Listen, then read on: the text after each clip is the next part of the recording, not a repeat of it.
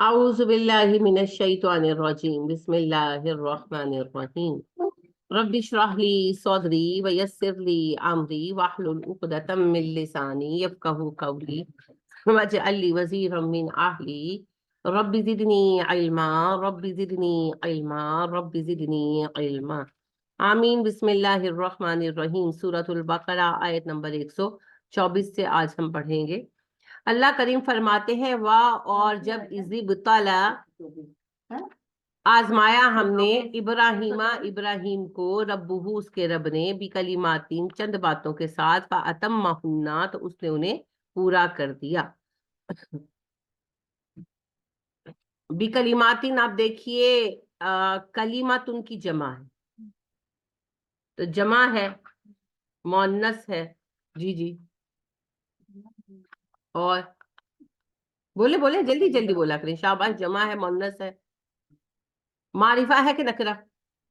نکرہ ہے جی۔ اور کس طرح کا اسم ہے؟ زیرے کیوں آئی؟ کلیماتن ہونا چاہیے تھا نا، تو اسی سے کلیماتن ہونا چاہیے تھا بی کی وجہ سے۔ تو کیا ہے بی؟ کیا ہے؟ حرف جر ہے نا، تو کیا کہلائے گا؟ مرکب جاری۔ بازیر بھی حرف جر ہے اور بھی کلیماتن مرکب جاری ہے۔ شاباش، گھبرایا نہ کریں، پوری کوشش کیا کریں۔ تو علامت کیا ہے اس کے مؤنث ہونے کی؟ تائے تانیث۔ تو بھی کلیماتن اسم ہے، جمع ہے، نکرہ ہے، مؤنث ہے، اور بکلماتن پورا کیا ہے؟ مرکب جاری۔ با حرف جر ہے اور کلیماتن اسم ہے جس پر یہ حرف آیا ہے۔ آیت نمبر کون سی بتائی آپ نے؟ نکال دیا تو فاتمہن جو ہے اس کا فعل ہے، یہ والی آپا، یہ تھینک یو۔ فاتمہن، فا حرف ہے، الگ کر دیں تو اتمہن جو ہے اس سے فعل بنا ہے۔ تمام، تا میم میم اس کی روٹ ہے، اور اتمہن مؤنث ہے، صیغہ جمع ہے، غائب ہے، اس نے پورا کیا ان باتوں کو۔ ہننا ضمیر ہے نا، تو مؤنث کی ضمیر ہے، مؤنث کی ضمیر بات کے لیے آئی ہے کیونکہ بات مؤنث ہے، کلمہ کا لفظ مؤنث ہے نا۔ اردو میں ہم کلمہ پڑھاتے ہیں، یعنی کہ ہم کہتے ہیں کلمہ پڑھا جاتا ہے، دراصل کلمہ پڑھی جاتی حقیقتاً۔ تو اردو میں ہم جیسے مذکر کرتے ہیں وہ اردو کا مذکر مؤنث ہے، عربی میں یہ مؤنث ہے۔ بہت سارے لفظ ہیں جو اردو عربی میں مذکر مؤنث کے اعتبار سے الگ ہے۔ تو کلمات کے لیے پھر مؤنث کی ضمیر جو ہے وہ استعمال ہوئی ہے۔ ربہ جو ہے یہ مرکب اضافی ہے،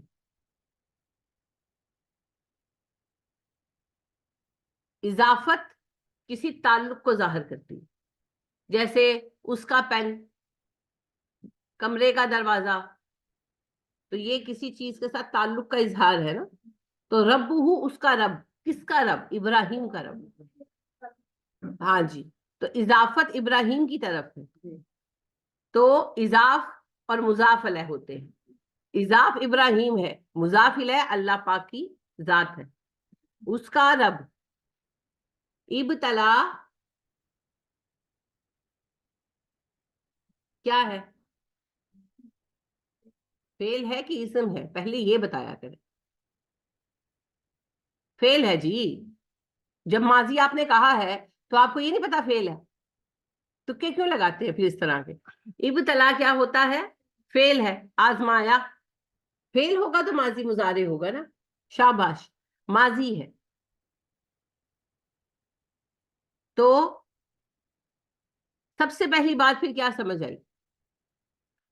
جملے کے شروع میں فعل آیا تو پہلی بات کیا سمجھ آئی؟ نہیں، وہ تو مستقبل بھی ہو سکتا ہے، مضارع بھی ہو سکتا ہے۔ اگر جملہ फेल से शुरू हो रहा है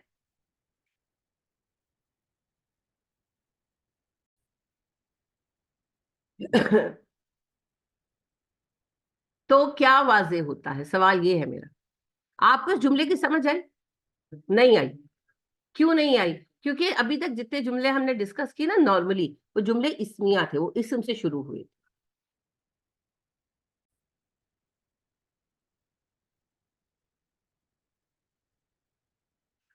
जो जुमला फेल से शुरू होता है वो जुमला फेलिया होता है, ठीक है? तो ये जुमला फेलिया है जी। सबसे पहली इसकी बात ये है, बाकी चीजें उसके बाद डिस्कस होती हैं बेसिकली।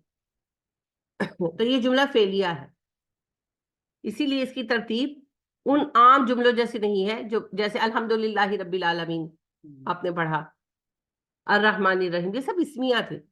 इस्मिया जुमले अपनी तरकीब में सादा होते हैं और फेलिया जुमले मुश्किल होते हैं। हर जुबान में ऐसे है, उर्दू में भी ऐसे है, इंग्लिश में भी। आपको याद है आप डायरेक्ट इनडायरेक्ट करते थे, नहीं आते थे? मुझे भी नहीं आते थे, बड़े मुश्किल लगते थे। और वो एक और होते थे एक्टिव वॉइस पैसिव वॉइस, क्यों मुश्किल थे? वो जुमला फेलिया की दो तरकीबें थी कि इस फेल को उस फेल में कैसे बदलना। You have done it, it is done by you, मुश्किल था ना? फेलिया जुमलों की दो शक्लें थी। उर्दू में भी ऐसे ही है, सब ऐसे ही है। बाद में समझ आ गए, जिस वक्त पढ़ते थे उस वक्त समझ नहीं आती थी। ये तो बाद में एज लैंग्वेज जब मैंने पढ़ा है तो मुझे समझ आई है। उस्ताद भी तो बख्शे हुए, असल में मुझे अब समझ आती है, टीचर्स को भी नहीं आते थे। वो भी कहते थे याद ही कर लो, आज तक किसी टीचर ने ब्लैक बोर्ड पे खड़े होकर समझाए नहीं है, उनको भी नहीं आते थे। खैर अल्लाह हमारे उस्तादों को बरकतें दे, जहां कहीं है, जिंदा है तो बरकतें दे, वफात पा चुके तो भी बरकतें दे, अल्लाह उनकी मगफिरत करे। सादे लोग थे, ये हुकूमत की गलतियां थी। हमारी हुकूमतें इतनी नाअहल हैं कि हमारी मैट्रिक की जो इंग्लिश की टीचर थी, बड़ी अच्छी बड़ी नाइस औरत थी, बहुत खूबसूरत भी बहुत थी। तो मुझे शुरू से चीज जब तक समझ ना आए मुझसे नहीं याद होती। तो डायरेक्ट इनडायरेक्ट नरेशन जो थी, तो मैं उनके पास चली गई ब्रेक टाइम में। तो मैंने कहा प्लीज बस मुझे समझा दे, मुझे समझ नहीं आ रही। तो मुझे कहने लगी याद कर लो, उन्होंने हमें क्लास में भी कहा था याद कर लो सबको। मैंने कहा मुझे नहीं इस तरह याद हो रहा ना। तो कुछ देर वो चुप रही, फिर वो कहने लगी आपको एक बात बताऊं बेटी? मैंने कहा जी। कहती मैं ना फारसी की उस्ताद हूँ, इन्होंने मुझे इंग्लिश पढ़ाने बिठा दी। बस उन्होंने मुझे इतना ही कहा, अक्लमंद को इशारा काफी है। तो वो हमें नहीं समझा पाई। बहरहाल मैं आपसे कहना ये चाहती हूँ कि हमारे मुल्क की तबाही का बड़ा सबब यही है, हुकूमत ना अहलों के हाथ में। हर जगह उस्ताद के हाथ में स्कूल की हुकूमत ही होती है ना, तो हर जगह ओहदों पर ना अहल लोग मुतमक्किन हैं। तो वो एक मिसरा है हबीब जालिब का, वो कहते हैं हर शाख पे उल्लू बैठा है, अंजाम गुलिस्तां क्या होगा। तो खैर उल्लू बेचारा तो ऐसे ही बदनाम है, लेकिन बहरहाल यहाँ तो पता नहीं कौन बैठा है। ये बात बराए बात आ गई। मैं आपसे अर्ज ये करना चाहती हूँ, उर्दू में भी ऐसा ही होता है। अगर आप उर्दू ग्रामर पढ़े ना, हम तो उर्दू बतौर जुबान सीखते हैं तो आ जाती है बचपन से। अगर हम इसको एक जुबान की कवायद के एतबार से पढ़ें तो उर्दू की ग्रामर भी उतनी ही मुश्किल है जितनी अरबी की। तो अरबी चूंकि हम ग्रामर वाइज सीखते हैं तो इसलिए फिर हमें मुश्किल लगती है, वरना अरबों को भी अरबी की ग्रामर नहीं आती। जैसे हमें उर्दू वालों को उर्दू की ग्रामर कौन सी आती है? किसी से उर्दू का कोई रूल पूछे, कोई शक्ल देखेगा। और अंग्रेजों को भी अंग्रेजी की ग्रामर नहीं आती। आप किसी अंग्रेज से पूछे ना कि ये पार्ट ऑफ स्पीच कितने हैं, वो भी आपकी शक्ल देखेगा, क्योंकि उसने माँ से जुबान सीखी है, ग्रामर तो पढ़ी नहीं है। जैसे हमने उर्दू सीखी है, अरबों ने अरबी सीखी है। तो ये जुमला फेलिया है, और जुमला फेलिया कॉम्प्लेक्स होता है, जुमला इस्मिया सादा होता है। इसीलिए पहले इल्मुल अस्मा कराया जाता है। अल्लाह ने भी आदम को पहले इल्मुल अस्मा कराए थे, और अल्लाह की सुन्नत भी है, इस वजह से भी हम इल्मुल अस्मा पहले कराते हैं ग्रामर जब करवाते हैं। दूसरा सबब ये है कि इल्मुल अस्मा बड़ा महदूद है। अरबी जुबान में ग्रामर के दो हिस्से, इल्मुस सर्फ, इल्मुन नहव, जिसे नहू पढ़ते हैं अक्सर लोग। इल्मुस सर्फ, इल्मुन नहव। नाहव बड़ा छोटा सा है पार्ट, ये इस्म से बहस करता है। इस्म की चार ही बातें, जमा है कि वाहिद है, मुजक्कर है कि मुअन्नस है, नकिरा है कि मारिफा है, और उसकी यानी कि वो फाइल है, फेल है, उसकी कैफियत क्या है, उसे कैफियत कहते हैं। تو وہ 4 چیزیں جب کلیئر ہو جاتی ہے تو جملہ ہر طرح بن سکتے ہیں. So it is simple. دوسرا ہے علم الصرف. وہ جو آپ کھپتے ہیں نا وہ علم الصرف پہ کھپتے ہیں. صرف کا مطلب بھی ہے چکر. وہ واقعی چکر چڑھاتے ہیں. وہ ساری گردانیں صرف کی ہیں. اسم کیا کوئی مسئلہ نہیں ہے. وہ جتنی آپ گردانیں دیکھتے ہیں اینیا گردانہ, وہ سارے ٹیبل, گردان ٹیبل کو کہتے ہیں. یہ فارسی کا لفظ ہے, یہ عربی کا لفظ نہیں ہے. یہ فارسی کا لفظ ہے. گردن سے گردان ہے تو ٹیبل کو کہتے ہیں. تو یہ جو ٹیبل بنا ہوتا ہے نا 14 سیگوں کا, فالا فالا فالو, بتائیں کس کو آتا ہے؟ ہاں تو بتائیں. فعلتا, فعلتا ہوگا, فعلت, فعلتا, فعلنا, فعلتا, فعلتما, فعلتم, فعلتی, فعلتما, فعلتن, فعلتو, فعلنا. 14 سیگے.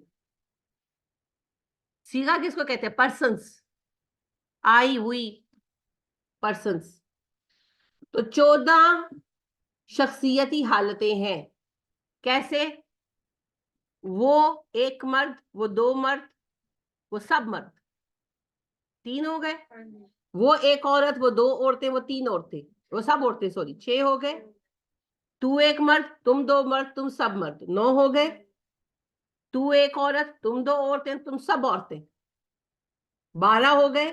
میں ایک مرد یا ایک عورت, ہم مرد یا عورتیں, 14 ہو گئے. اور آپ یقین کریں کہ ایک عرصے تک میں نے یعنی کہ عربی کو ایز لینگویج سلیکٹ کیا تھا, تو ایک عرصے تک یہ کوئی نہیں بتا پاتا تھا. میں آپ کو سنجیدہ بات کر رہی ہوں. میں اپنے استادوں صاحب کا بہت احترام کرتی ہوں, بہت پیار کرتی ہوں, مگر استادوں کی بھی قابلیت ہوتی ہے نا. کہ میں پوچھتی تھی نا سیگے کیا ہیں, تو کہتے تھے یہ ٹیبل سیگے. بھائی سیگے ٹیبل تو ہے, مگر یہ سیگے ہیں کیا؟ تو وہ مجھے جواب نہیں دے پاتے تھے. اور میرا ذہن ایسا ہے کہ جب تک کوئی چیز کلیئر نہ ہونا, میں رٹا نہیں مار سکتی. میں رٹے والا بندہ نہیں ہوں. میں کوئی آیت نہیں یاد کر پاتی جب تک مجھے اس کا ترجمہ نہ آتا. تو ایک عرصے تک مجھے سمجھ نہیں آئی. پھر میں نے خود ہی ہاتھ پیر مارے اور پھر مجھے خود سمجھ آئی کہ سیگا کیا ہے. تو ٹیچنگ از این آرٹ.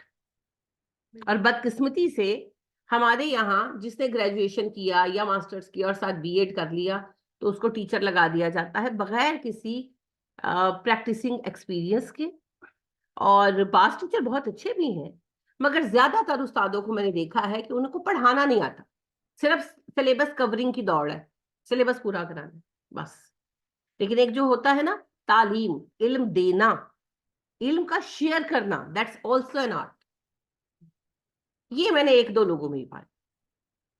اور لینگویج از اے سائنس. تو یہ سائنس پڑھانا, جیسے میتھ پڑھانا ہر کسی کو نہیں نہ آتا, اسی طرح لینگویج پڑھانا بھی ہر کسی کو نہیں آتا. خیر, نااہلی کی داستان ہے جی. مکتب سے لے کر آپ کی اسمبلی تک نااہلوں کی ایک لائن ہے. نااہلیت ختم کر دیجئے, آپ کے آدھے مسائل تو خود بخود ختم ہو جائیں گے. اہل لوگ آئیں گے تو مسائل حل کر سکیں گے. تو اللہ ہم پر رحم کرے. لیکن عرض یہ ہے کہ یہ 14 سیغے ہیں عربی, ٹھیک ہے, یعنی شخص کی 14 حالتیں ہیں عربوں کے ہاں. اور ایسا ہی ہے, یعنی ہر زبان کے اپنے ہوتے ہیں. سیغے ہونے کی وجہ سے گردان لمبی ہو جاتی ہے, لیکن جب ایک دفعہ آپ کو گردان کی سمجھ آ جاتی ہے تو جملے بڑے آسان ہو جاتے ہیں, کمپلیکسٹی ختم ہو جاتی ہے. لیکن بہرحال عربی گرامر میں محنت پڑتی ہے صرف پر. تو میں مذاقن یہ بات کہتی ہوتی ہوں کہ صرف کا مطلب بھی چکر ہے, اور یہ چکر دلاتا بھی بڑا ہے, کیونکہ گردانوں کو سمجھنے میں ایک دفعہ محنت آتی ہے, ایک دفعہ محنت آتی. لیکن جب پھر آپ پھر ان گردانوں کے اوزان ہیں, اوزان تو کافی سارے ہیں, 8 وزن اہم ہیں. 8 وزن اہم ہے. 88% 90% وہی وزن استعمال ہوتے ہیں. تو وہ وزنوں کے اوپر, جیسے میں آپ کو کہتی ہوں نا کہ باب جو ہے فعال ہے, یا باب افتعال ہے, یا جیسے اکبر ہے, تو कौन सा बाब होगा? अगर लफ्ज अकबर है, अफअल का बाब होगा। रहीम है या कबीर है तो फाइल का बाब होगा। मैं कहती हूँ ना ये बात, ये चंद औजान है कि इन औजान के ऊपर गर्दान कैसे बनेगी। यानी कि 14 जो शख्सी हालतें हैं उनकी तरतीब के मुख्तलिफ स्केल हैं, वजन वो बहुत सारे हैं। उनमें से 8 हैं जो बहुत ज्यादा यूज होते हैं, तो नॉर्मली वही कराए जाते हैं। इवन एमए लेवल तक वही कराए जाते हैं। जो फिर पीएचडीज में आते हैं फिर उनको अगले करवाए जाते हैं, जरूरत नहीं पड़ती। तो वो 8 वजन जो है उनके ऊपर गर्दानें याद कराई जाती है। और जब वो गर्दानें हमारे यहाँ अनफॉर्चुनेटली याद कराई जाती हैं, गर्दानें बनानी आनी चाहिए, एक दो तो याद करनी पड़ती हैं लेकिन उसके बाद फिर बनानी आ जाती है। तो सारी जो मुशक्कत होती है ना वो इल्म सर्फ में होती है, यानी कि फेल की कन्वर्जन, फेल को एक हालत से दूसरी हालत में बदलना। जैसे आपका जाना पहचाना लफ्ज है फतह, खोलना, इससे भी कोई आम आप ले कताबा, लिखना। अब कताबा से कितने लफ्ज आप पढ़ चुके हैं? कातिबुन, यक्तिबुना, कुतुबुन, और बहुत, हाँ, कताबत, कताबाह का लफ्ज आपने पढ़ा। तो बहुत सारे लफ्ज बनते हैं। ये लफ्ज कहाँ से आते हैं, ये शक्लें कैसे बनती हैं, क्यों बनती हैं, उन शक्लों को पहचानना और समझना, ये इल्म सर्फ है। फेल कन्वर्ट होता है, कन्वर्ट होता है, कन्वर्ट होता है, कन्वर्ट होता है, कन्वर्ट होता है। इसीलिए जो बेसिक मादा है फेल को, उससे रूट कहते हैं, क्योंकि एक पूरा ट्री बनता है फिर उससे अल्फाज का। तो ये मुश्किल है, इसे इल्म सर्फ कहते हैं। तो इल्म सर्फ चूंकि लफ्ज कन्वर्ट होता है, फेल कन्वर्ट होता है, फेल जब कन्वर्ट होता है तो उसके साथ फिर जमीर भी बदलती है, उसके साथ लगने वाले अल्फाज भी बदलते हैं, सब कुछ। जैसे आप इंग्लिश में जब फर्स्ट फॉर्म इस्तेमाल करते हैं तो उसके साथ अगर आईएनजी लगा देंगे तो इज एम आर इस्तेमाल करेंगे, और अगर सेकंड फॉर्म है तो उसके साथ कुछ नहीं लगाएंगे, और अगर आपकी थर्ड फॉर्म है तो हैज, हैव, हैड का इस्तेमाल करेंगे। फर्क आया ना जुमले की फॉर्मेशन में, यही फर्क इसमें है। तो इस सारी चीज का इन्हिसार होता है फेल की हालत पर। तो फेल के हाल को समझने के इल्म को इल्म सर्फ कहते हैं, स्वाद के साथ, सीन के साथ नहीं, ठीक है। इल्म सर्फ तो 2 हिस्से हैं अरबी ग्रामर के, इल्म नहव, इल्म सर्फ। इल्म नहव तो बहुत आसान है, हलवा है, 2 महीनों में हो जाता है।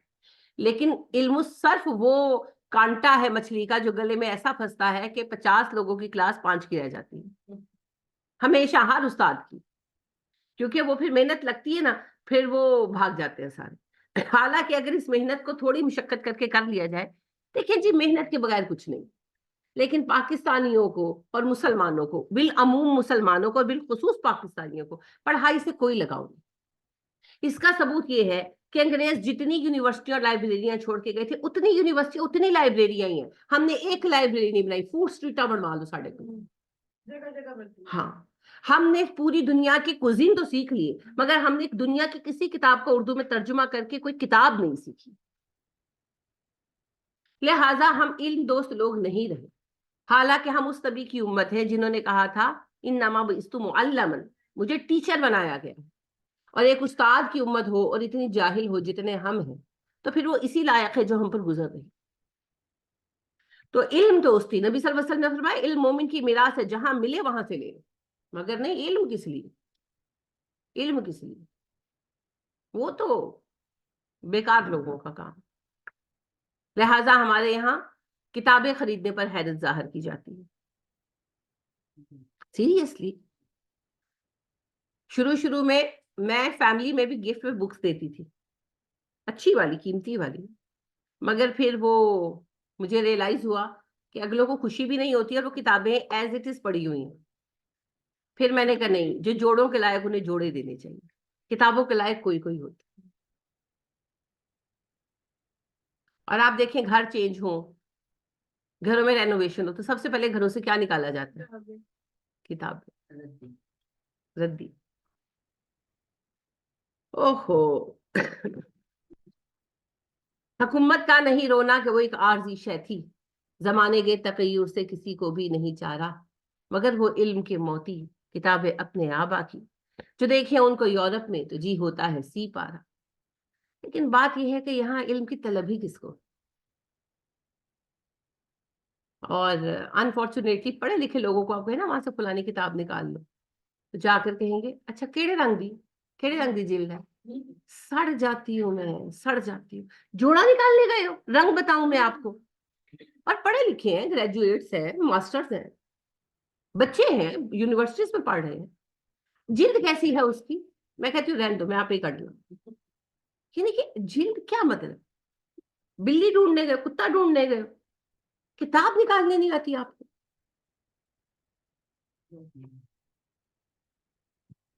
हाँ, ए इल्म किया तूने मुल्कों को निहाल, निकला तू जहां से वहां पे आया जवाल। तो हम जलील हो गए, हम रुसवा हो गए, क्योंकि हमें इल्म के लिए कोई फुर्सत हासिल नहीं, कोई फुर्सत हासिल। तो इसीलिए भाग जाते हैं सारे जी। लेकिन अगर थोड़ी सी मुशक्कत कर ले इल्म सर्फ की, फिर कुरान पढ़ने में मजा आता है। फिर कुरान अपने ना पोशीदा राज खोलता है। लेकिन क्या करे कोई सीख कर, अव्वल तो इल्म का शौक नहीं है, और जो थोड़े पढ़ने वाले लोग हैं वो चीजें पढ़ते हैं जिन पर पैसा मिलता है। मेडिकल पढ़ लो, मैथ्स पढ़ लो, सीए कर लो, कल को 10 12 15 लाख की जॉब मिलेगी। कुरान पढ़कर क्या मिलेगा। जो मिलना है उसकी तो तलब नहीं है ना। जन्नत के लिए कौन काम कर रहा है भाई। मुझे आप पढ़ने वाले लोग ढूंढ कर ला दे, जितने आपके स्टूडेंट्स हैं, आपके अपने बच्चे भी शामिल है, मेरे बच्चे भी शामिल है, सारों को इकट्ठा करके पूछ ले कितने लोग इल्म के हुसूल के लिए यूनिवर्सिटीज में दाखिला लेकर गए हैं। नहीं, सब डिग्री के लिए गए। डिग्री चाहिए, क्यों, नौकरी नहीं मिलेगी अगर डिग्री नहीं होगी। डिग्री चाहिए, इल्म के लिए कोई नहीं है, इरफान के लिए कोई नहीं। तो कुरान पढ़ के डिग्री तो मिलनी नहीं भाई, मिल भी जाए तो उसकी वैल्यू कोई नहीं है। वैल्यू, कोई वैल्यू नहीं है। पहले होता था ना, जो हाफिज होता था उसको एडमिशन के वक्त 10 नंबर मिलते थे, वो भी खत्म कर दिए। तो कुछ भी नहीं मिल रहा ना। कुरान की डिग्री मिल भी जाए, आप किसी वजह से कोई सनद ले भी लें औकाफ से, तो क्या मिलेगा आपको, हैगा। तो फिर क्या करे इस इल्म पर सर खपाकर। तुम में हूरों का कोई चाहने वाला ही नहीं, जलवाए तूर तो मौजूद है, मूसा ही नहीं। जन्नत के तलबगार कहाँ पर है। तो बहरहाल हसरत है इस कौम पर, हसरत। घर में मेहमान है, तुम क्या नहीं, मैं क्या, मुझे कुरान ये कितने टाइम में खत्म हो जाएगा। शुरू नहीं बात हुई, एंड भी उन्होंने मुझसे पूछ लिया। फिर मुझे कोई बात नहीं, 23 साल नबी करीम सल्लल्लाहु अलैहि वसल्लम ने कुरान पाक के किए। हम 23 साल में एक कुरान खत्म हुआ था। तो हम कहते हैं कि कितने टाइम में, साल 2 साल में आपका हो जाता है। मैं कहती नहीं, 2 साल में। जब अल्लाह का हुक्म होगा खत्म हो जाएगा, शुरू तो करें। ओहो, सिफत शम्मे लहद मुर्दा है महफिल में, आह ए रात बहुत दूर है मंजिल में। बल्कि एमन मेरे सीने पे पड़ी रोती है, देखने वाली है जो आंख कहाँ सोती है। अपने पैगाम का कुछ पास नहीं है इसको, अपने नुकसान का एहसास नहीं है इसको। तो जी बहुत ही गहरी नींद है कौम की, सो रहे हैं हम, पता नहीं कब जागेंगे।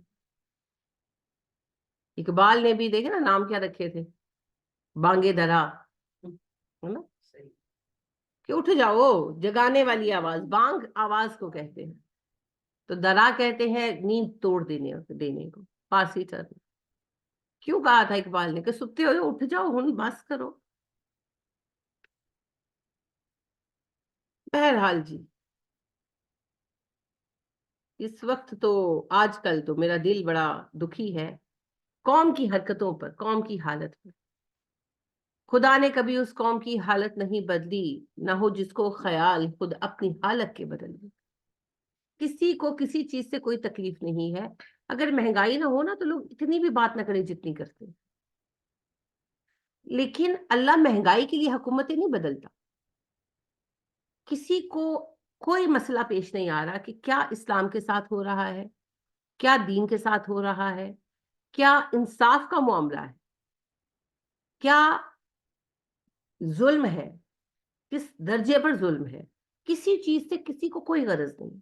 اگر لوگوں سے آپ پوچھیں نا ایک عام بندے سے, تو اس کو بس مہنگائی کا لے دے کے رونا. تو ہماری اسی نااہلی کی وجہ سے ہمارے حالات نہیں بدل رہے. اللہ ہم پہ رحم کرے. تو علم دوستی جو ہے نا, یہ تو مومن کی پہچان ہے. مومن ہو اور اس کو کچھ نہ آتا ہو. اگر صحابہ آج کا زمانہ دیکھے تو حیران ہو جائے کہ یہ کیسے مومن. کیونکہ آپ دیکھیں صحابہ نے جنہوں نے اسلام قبول کیا ساری ادھیڑ عمر تھے, ہمارے ایج فیلوز تھے اکثریت. اور اس وقت میں وہ لکھنا پڑھنا نہیں جانتے تھے, انہوں نے پھر سیکھا قرآن کے لیے. کتنی مشقت کی ہوگی انہوں نے. اور وہ دیہاتی لوگ تھے. جیسے ہماری جو کام والی خواتین ہیں دیہاتوں کی, آپ دیکھیں ان کو کچھ سیکھنا کتنا مشکل ہے. انہوں نے پھر بھی سیکھا. انہوں نے بھی مشقت کی, لکھنا سیکھا, پڑھنا سیکھا. پھر صرف عربی ہی کو نہیں سیکھا انہوں نے ساتھ دوسری زبانیں بھی سیکھی. کیونکہ انہیں کام کرتا تھا. رومی زبان سیکھی. رومن میں جا کر کیسے تبلیغ ہوگی. رومن آتی ہوگی تو کریں گے نا. تو زبانیں بھی سیکھی. ایسے نہیں کہ بس عربی کو سیکھا. قرآن تھا. اور آپ دیکھیں کہ یہ جو گرامر ہے پڑھنا کتنا مشکل ہے. اس وقت تو گرامر ایگزسٹ نہیں کرتی تھی, کیونکہ زبان بنتی ہے پہلے, گرامر تو بعد میں ڈیسائیڈ کی جاتی ہے. یعنی کہ زبان نیچرلی بنتی ہے, زبان کبھی بنائی نہیں جاتی. اسپارکو کے نام سے ایک زبان بنائی گئی, تجربہ کیا گیا, بنائی گئی اور لوگوں میں پھیلائی گئی. آج تک 2 لوگوں سے زیادہ کوئی نہیں اس میں ایڈ ہوا. زبان کبھی بنائی نہیں جاتی, زبان وقت کے ساتھ خود بخود بنتی ہے. جیسے ہماری زبان اردو بنی ہے, تو عربی زبان بھی وقت کے ساتھ بنی. زبان تو بن گئی. اب زبان صرف بول کر سیکھتے تھے, پڑھانے سکھانے کا تو رواج تھا ہی نہیں عربوں میں. تو لہٰذا کوئی قواعد نہیں تھے, کچھ نہیں تھے. اس کے قواعد کو اسلام کے بعد جب قرآن آگے سکھانے کی باری آئی اور غیر عرب لوگ مسلمان ہوئے, اور انہوں نے کہا کہ جی ہمیں قرآن کا مفہوم سیکھنا ہے, اور ظاہر سکھانا بھی یہی تھا. اس زمانے میں یہ فیشن نہیں تھا کہ حفظ کر لو تو بس تسی آپ صاحب ہو گئے. تو صحابہ کو بھی پتا تھا سکھانا ہے. تو یہ بات زیر بحث آئی کہ غیر عرب لوگوں کو عربی زبان کی انڈرسٹینڈنگ کیسے ڈیولپ کرائی جائے. تو پھر عمر نے کہا صحابہ کو, ایک ٹیم بنائی جس کے انچارج جو تھے علی تھے, کہ غیر اہل زبان لوگوں کو زبان کے قواعد سکھانے کا آپ انتظام کریں. تو پتہ نہیں کتنی بے خواب راتیں نکال کر گزار کر انہوں نے یہ پھر ڈیسائیڈ کیا اور بیسک رولز بنائے. انشاءاللہ بتاؤں گی آپ کو, ورنہ بات بہت لمبی ہو جائے گی. 3 بیسک رول بنائے حضرت علی رضی اللہ تعالیٰ عنہ نے. ساری گرامر پھر اسی پر بیس کرتی ہے. آج اب جتنی لمبی چوڑی گرامر پڑھتے ہیں, پھر گرامر واضح ہوتی گئی, ڈیٹیل در ڈیٹیل, جو تفصیل در تفصیل جیسے ہوتا ہے کام. تو آج آپ کے سامنے یہ گرامر موجود ہے. پہلی صدی میں گرامر پر کام ہوا بہت کم. تو بات یہ, اس کے بعد گرامر تو فارم ہو گئی تھی, گرامر کو غیر عربوں کے لیے آسان کرنے پر کام بہت ہوا ہے. تو آپ سوچیں کہ کتنی محنت کی ہوگی. جب سیکھنے پر اتنی محنت ہے تو رولز کو ڈیرائیو آؤٹ کرنا, نکالنا, کتنی کتابوں کو چھاننا پڑا ہوگا, کتنی باتوں کو سوچنا پڑا ہوگا کہ اچھا یہ بات تو یوں ہی ہوتی ہے, تو پھر اس کا یہی رول ہے نا. یعنی جیسے آپ لوگ ایک چیز جانتے ہیں روٹس, تو انہوں نے کتنے لفظوں کو چھانا ہوگا بیٹھ کر, اور پھر ڈیسائیڈ کیا ہوگا نا کہ اس کی روٹس 3 حرفی ہیں, اس کی 4 حرفی ہیں, اس کی 5 حرفی ہیں. یہ ایسے ہوا میں تھوڑی ہو گیا جو کام کبھی ہوا ہی نہیں. تو کتنے لاکھوں لفظوں کو بیٹھ کر دیکھا گیا ہوگا. اور پھر یہ کہ ایک روٹ سے کون کون سا بن رہا ہے, یہ کتنا بڑا کام تھا. بہت بہت بڑا کام تھا, جسے صحابہ اور تابعین نے سر انجام دیا رضی اللہ تعالیٰ عنہم علیہم اجمعین. تو کام ایسے ہوتے ہیں جی, کام ایسے ہوتے ہیں. تو اگر آپ کا شوق ہو, انشاءاللہ رمضان کے بعد گرامر کی کلاس شروع کروں گی.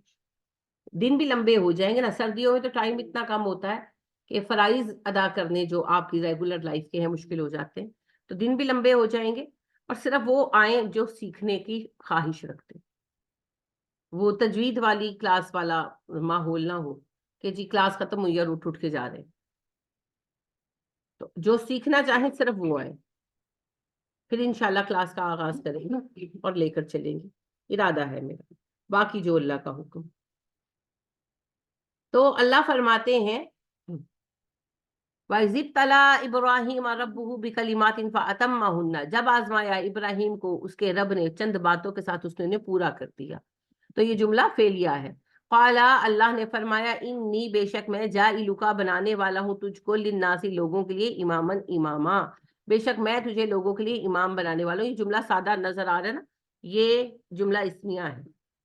میں تجھے امام بنانے والا ہوں, اللہ پاک نے اناؤنس کیا. قالا, ابراہیم نے کہا, ومن ذریتی, اللہ میری اولاد میں سے بھی. حضرت ابراہیم علیہ السلام پر آپ کو پتہ ہے کئی آزمائشیں آئیں. سب سے پہلے تو اللہ نے نبی بنایا, اپنی قوم کے درمیان جو مشقتیں آئیں, ایک طویل زمانہ ہے, جیسے نبی صلی اللہ علیہ وسلم کا ہے. حضرت ابراہیم نے بھی سب کچھ سہا, ہمارے پاس اس کی تفصیلات موجود نہیں ہیں. پھر بہرحال انہیں آگ میں ڈالا گیا, وہاں سے بھی اللہ نے بچا لیا. اب جب ابراہیم ڈالے جا رہے تھے, ان کو پتا تھا اللہ بچا لیں گے؟ نہیں پتا تھا. تو وہ تو زندہ جلنے پر راضی ہو گئے تھے نا, اس پر بھی راضی تھے. تو انہیں آگ میں ڈالا گیا, اللہ نے انہیں محفوظ رکھا. پھر وہاں سے ہجرت کا حکم ہو گیا, وہاں سے نکلے اور آ کر پھر فلسطین میں آباد ہوئے. پھر ظاہر فلسطین میں بھی تبلیغی کا ذمہ تھا, وہاں کے مسائل جو پیش آئے ہمارے پاس اس کی بھی تفصیل نہیں ہے, ڈیفینیٹلی آئے ہوں گے کچھ نہ کچھ, لیکن وہاں بہرحال اللہ نے انہیں کامیابی عطا کی.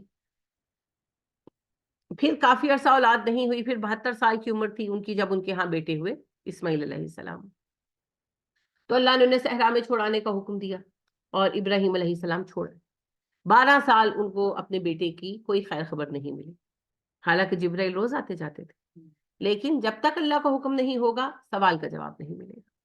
پھر بہرحال اللہ نے کہا جاؤ اپنے بیٹے کو دیکھو جو چھوڑ کر آئے تھے. گئے ابراہیم علیہ السلام اور اسماعیل کو یعنی کہ بڑا پایا. 12 سال عمر تو 12 سال تھی, لیکن ماشاءاللہ صحرا کی پرورش تھی تو بڑے تھے اور صحت مند تھے. تو پھر اللہ نے قربانی کا حکم دیا, تو ابراہیم نے اسے بھی پورا کیا ماشاءاللہ. پھر اللہ پاک نے ابراہیم علیہ السلام کو چنا ان آزمائشوں میں کامیابی پر. تو اللہ کہتے ہیں ہم نے کہا ابراہیم میں تجھے لوگوں کا امام بناؤں گا. اصل میں یہ کچھ سوالوں کا جواب ہے. یہود کہتے تھے نا کہ ہم اولاد ابراہیم ہیں, ہم دنیا میں امامت کے لائق ہیں. کفار مکہ کہتے تھے ہم اولاد ابراہیم ہیں, امامت ہمارے لیے. اولاد ابراہیم دونوں تھے کہ نہیں حفصہ؟ تھے, دونوں اولاد ابراہیم تھے. لیکن ایک بات یاد رکھیے گا, سرداری باپ کی وراثت نہیں ہوتی, حکومت بھی باپ کی وراثت نہیں ہوتی. اولاد صرف اپنے باپ کی وراثت کی حقدار ہے. حکومت اور امامت یہ دونوں چیزیں وراثت میں نہیں ملتی, یہ کسی کی وراثت نہیں ہے, یہ صرف اہل لوگوں کو دی جائے گی. لہٰذا ہمارے یہاں بھی یہ جو کھیل چلتا ہے نا کہ ابا کے بعد بیٹا, کیوں؟ ابھی جماعتوں کو ہی دیکھ لیں, چلے مسلم لیگ کو ہی دیکھ لیں. اگر کوئی اہل بندہ ہوتا تو شاید مسلم لیگ ایسے ذلیل نہ ہوتی, ہے نا. لیکن اب نواز شریف صاحب کا کوئی بیٹا لائق نہیں ہے تو بیٹی کو بٹھا دیں گے. یعنی کہ باپ کے بعد اس کی اولاد آنی چاہیے. کیوں؟ مسلم لیگ کسی کی وراثت ہے, پیپلز پارٹی کسی کی, بلاول کو نہیں عقل نا, بات بھی کرنے کی عقل نہیں ہے, بے وقوف سا بندہ ہے وہ. کوئی بات نہیں, کسی اور کے لائق بچے کو آگے آنے دیں. نہیں انہی کا بیٹا آئے گا. کیوں؟ وراثت ہے, ہم نے وراثت بنائی ہوئی ہے. حکومت اور امامت یہ وراثت نہیں ہے. اولاد صرف اپنے باپ کی وراثت کی حقدار ہوتی, اور حکومت کسی کی وراثت نہیں ہے. حکومت تو ایک ذمہ داری ہے جو کسی اہل کو دی جائے گی, اور اس کے مرنے کے بعد یا اس کی ریٹائرمنٹ کے بعد اگلا اہل بندہ آئے گا. لہٰذا آپ یورپ میں دیکھ لیں, کسی ملک میں, امریکہ, یورپ میں, کسی حاکم کے جانے کے بعد اس کا بیٹا آیا ہے؟ کیوں آئے گا؟ جو اہل ہوگا وہ آئے گا نا. تو اہل لوگوں کو لایا جاتا. ڈیوٹی سمجھ کے کرتے ہیں نا, یہ تو یہ بادشاہت ہے نا, یہ بادشاہت ہے, صرف رنگ انہوں نے نام لیا ہوا. وہ اقبال کہتے ہیں نا کہ دیو استبداد جمہوری قبا میں پائے کوب, تو سمجھتا ہے کہ آزادی کی ہے نیلم پری. وہ سمجھ نہیں آئی. وہ کہتے ہیں کہ ظلم کا, جبر کا دیو جو ہے وہ جمہوری لباس پہن کر بیٹھا ہوا ہے حکومت پر. تمہیں لگتا ہے کہ آزادی کی نیلم پری بیٹھی ہوئی ہے؟ जितने गुलाम आप ब्रिटिश गवर्नमेंट के दौर में थे उतने गुलाम आप आज भी हैं।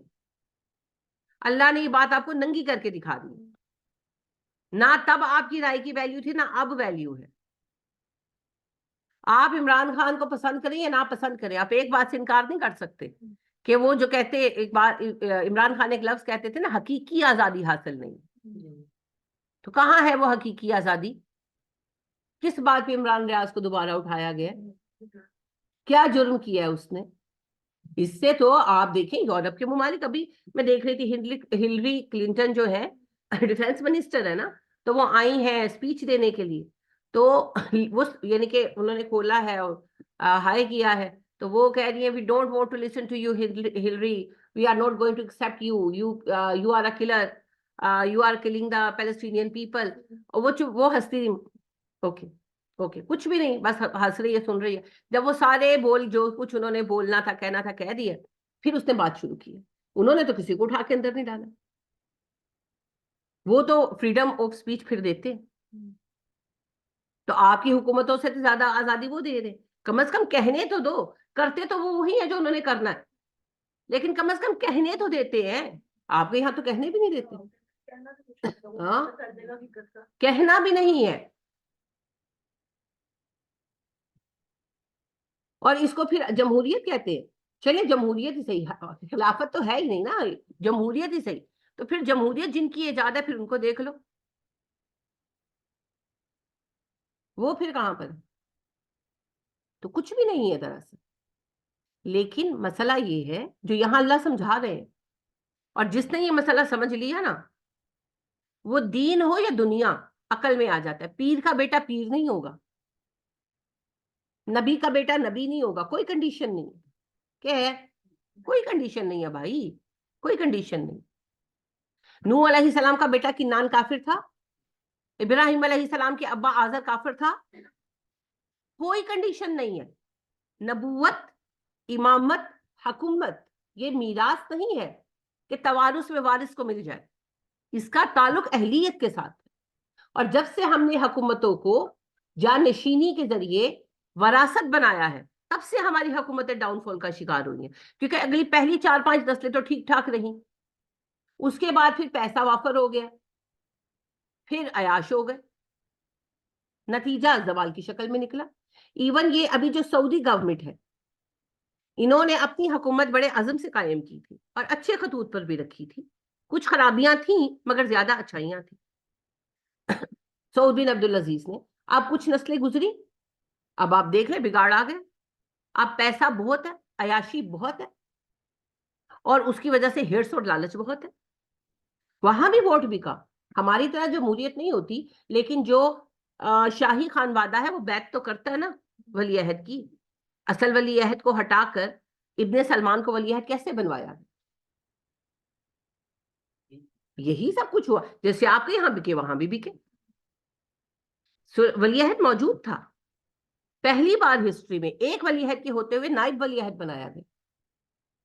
पहली बार हिस्ट्री में जो बंदा सिपा सालार इनके सुप्रीम कमांडर है आर्म्ड फोर्सेस का, उसी को जो है नाइब वली अहद भी नामजद किया गया। हालांकि एक बंदे को 2 बड़े हुदे नहीं दिए जाते। 2 रीजन है, एक तो पावर बहुत ज्यादा हो जाती है, और दूसरी बात यह है कि एक बंदा 2 काम कैसे करेगा? सिपा सालारी बहुत बड़ा काम है भाई। एक बंदा, और ये एक रूल है कि एक बंदा 2 इंस्टीट्यूट होल्ड नहीं कर सकता, वहां भी है, मगर किया गया। फिर थोड़े अरसे में असल वलीअहद को हटाकर, जो लीगल वलीअहद था उसको हटाकर जो चुना गया था, इसको वलीअहद बनवाया गया। कैसे? वोट खरीदे गए ना, वो जो बैत करते हैं शाही खानवादे के लोग, वो चेंज की गई ना।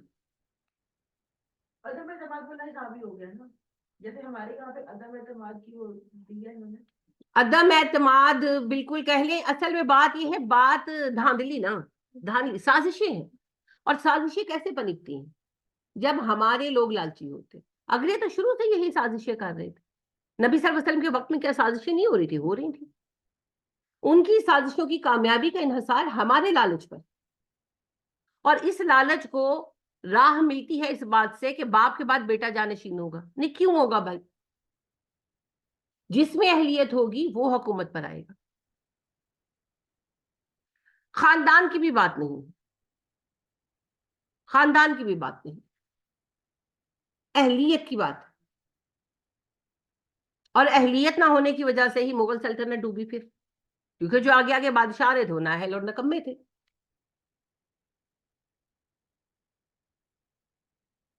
جب نادر شاہ، سیدھی اس بات پہ آپ سے کہہ رہی ہوں، جب نادر شاہ نے دلی پر حملہ کیا ہے نا اور دلی کو اجاڑ کے رکھ دیا ہے، تو بہادر شاہ رنگیلا اس وقت جو ہے نا مغل حاکم تھا.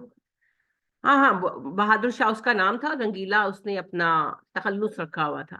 تو کتھک ڈانسر تھا، سیریسلی کتھک ڈانسر تھا بادشاہ. اور ایسا ڈانسر تھا کہ دور دور سے کتھک ڈانسر بلوا کر نا، میل فیمیل، تو ان کے ساتھ مقابلہ کرتا ہوتا تھا اور اس سے کبھی کوئی جیت نہیں سکا تھا. تو پھر ایسا نچنیا جب حاکم ہوگا تو پھر باہر سے آنے والا پھر یہی کچھ کرے گا. تو آ کے بولے تھے ڈی جی کی بھی آ رہی ہے نا، وہ جو ویڈیو آ رہی ہے وہ بھی ڈانس کر رہا ہے بڑا. ڈی جی مطلب ہاں پتہ نہیں ڈی جی لکھا ہوتا ہے، آگے کچھ لکھا نہیں ہوتا ہے. مجھے نہیں پتا. پہلی بات تو یہ ہے کہ اسلام کے اصولوں کے مطابق تو خیر ڈانس الاؤڈ نہیں ہے، لیکن جو آج کل گند پڑا ہوا ہے، آپ نے ڈانس کرنا ہے تو پھر ڈانس کرو جا کر سیدھی طرح. پھر عہدوں کو چھوڑو، وہ پھر مردوں کے لیے رہنے دو، ہے نا. یا تلوار دیکھیں جی، پریکٹس تو ایک ہی چیز کی ہوگی. تلوار بازی بھی پریکٹس مانگتی ہے اور ڈانس کرنا بھی پریکٹس مانگتا ہے. یا ڈانس کی پریکٹس کر لو یا تلوار بازی کی پریکٹس کر لو. یہ صرف فلموں میں ہو سکتا ہے کہ ہیرو کو گن بھی چلانی آتی ہے، وہ کمانڈو بھی ہے اور وہ ڈانس کرنے پہ آتا ہے تو ڈانسر بھی ہے. وہ صرف فلموں میں ہو سکتا ہے، ریئل لائف میں نہیں ہو سکتا. تو زوال کے یہی اسباب رہے ہیں ہر ایک حکومت کے. سعودی گورنمنٹ بھی جو زوال پذیر ہو رہی ہے، سبب یہی ہے. یہی سبب تھا کہ جب امیر معاویہ رضی اللہ تعالیٰ عنہ نے لوگوں کے مشورے پر، لوگوں نے کہا تھا کہ اب جانشین چن لیں اور اس کے لیے بیعت لے لیں. امیر معاویہ جو ہے انہوں نے اپنے بیٹے کو چنا. حالانکہ یزید اہل تھے، ویسے ان میں کوئی خرابی بھی نہیں تھی بہت، لیکن بات یہ ہے کہ اپنے بعد بیٹے کو چننے سے انہوں نے جانشینی کی بنیاد رکھ دی نا. اسی بات کے خلاف بنیادی طور پر حضرت حسین رضی اللہ تعالیٰ عنہ کھڑے ہوئے تھے. خیر ان کو مس انفارم بھی کیا گیا تھا، جس کی ان کو سمجھ بھی بعد میں آ گئی تھی. وہ پوری ایک سازش تھی. حضرت حسین رضی اللہ تعالیٰ عنہ کو ڈائریکٹ اگر اس بات کے اوپر شدت ہوتی تو شروع میں کھڑے ہو جاتے، لیکن بہرحال انہوں نے ووٹ نہیں دیا تھا. جب بیعت کی گئی تھی تو حضرت حسین نے بیعت نہیں کی تھی، نہ ان کی فیملی نے کی تھی. اور اس بات کو امیر معاویہ نے کہا تھا کہ اس بات کو ایز اٹ از چھوڑ دو. نہ کرنے کی ریزن یہی تھی. بہرحال بعد ازاں پھر ان کو مس انفارم کیا گیا، وہ ایک پوری پھر سازش تھی. نتیجہ حضرت حسین رضی اللہ تعالیٰ عنہ کی شہادت کی صورت میں نکلا. لیکن بات یہ ہے کہ اس کے بعد پھر نسل در نسل کی گورنمنٹ شروع ہوئی نا، اور نسل در نسل گورنمنٹ میں خرابیاں ہیں. تو یہ جو نسل پرستی ہے کہ ہمارا خاندان ہماری بات نہیں جی، جو اہل ہوگا حاکم وہ بنایا جائے. بات اہلیت کی ہے، بات خاندان کی نہیں، اور نہ ہی حکومت وراثت ہے کسی کی. لہذا اللہ پاک سے ابراہیم علیہ السلام نے جب پوچھا کہ اللہ آپ مجھے امامت دیں گے تو کیا میری اولاد بھی امامت پائے گی؟ قال من ذریتی، میری اولاد. قال لا ینال عہد الظالمین، اللہ نے کہا ابراہیم میرا عہد ظالموں کے لیے نہیں ہے. تمہاری اولاد کی اہلیت پر ہے، اگر اہل ہوں گے تو دے دوں گا، اگر اہل نہیں ہوں گے نہیں دوں گا، ظالم ہوں گے نہیں دوں گا. تو لہذا اہلیت، اللہ بھی اہلیت کی بنا پر چنتے ہیں. مجھے ایک بات بتائیں، دل سے بتائیں، اگر اس وقت اللہ پاک کے چاہیں، اللہ سب کچھ کر سکتا ہے، پر اللہ نے دنیا کو عالم اسباب بنایا نا، تو اگر اس وقت اللہ چاہے کہ مسلمانوں کو حکومت دوں تو کہاں ہیں وہ اہل لوگ جن کو اللہ حکومت؟ تو اللہ تو یہی چاہتے ہیں نا. تو اب اللہ وہ اہل جماعت کھڑی کریں گے. اہل جماعت ہوگی تو حکومت دیں گے نا. وَإِذْ جَعَلْنَا الْبَيْتَ مَثَابَةً لِلنَّاسِ وَأَمْنًا، اور جب ہم نے اس گھر کو لوگوں کے لوٹنے کی جگہ اور امن کا مرکز بنایا. یعنی حضرت اسماعیل علیہ السلام کی قربانی کے واقعے کے بعد اللہ نے بیت اللہ کی تعمیر کا حکم دیا تھا نا، بیت اللہ بنا اور اللہ نے اسے حج کا مرکز قرار دیا. وَاتَّخِذُوا مِن مَّقَامِ إِبْرَاهِيمَ مُصَلًّى، اور ہم نے حکم دیا کہ تم مقام ابراہیم کو نماز کی جگہ بنا لو. آپ کو پتا ہے جب ہم طواف کرتے ہیں تو طواف کے بعد وہاں پر ہم 2 رکعت نفل ادا کرتے ہیں، لیکن چونکہ اب رش زیادہ ہے تو پھر کہیں بھی ادا کیے جا سکتے ہیں. یعنی اللہ کہتے ہیں کہ ہم نے یہ آزاد دیا. یہ بات بھی بنیادی طور پر کفار مکہ سے کی جا رہی ہے اور یہود سے کی جا رہی ہے. یہود کہتے تھے کہ کعبہ نہیں ہے جو ابراہیم نے بنایا ہے، مسجد اقصی ہے. اللہ نے اس بات کی بھی تردید کر دی اور کفار نے کعبہ کو کیا بنایا ہوا تھا؟ بت خانہ. تو اس پر بھی اللہ بات کر رہے ہیں.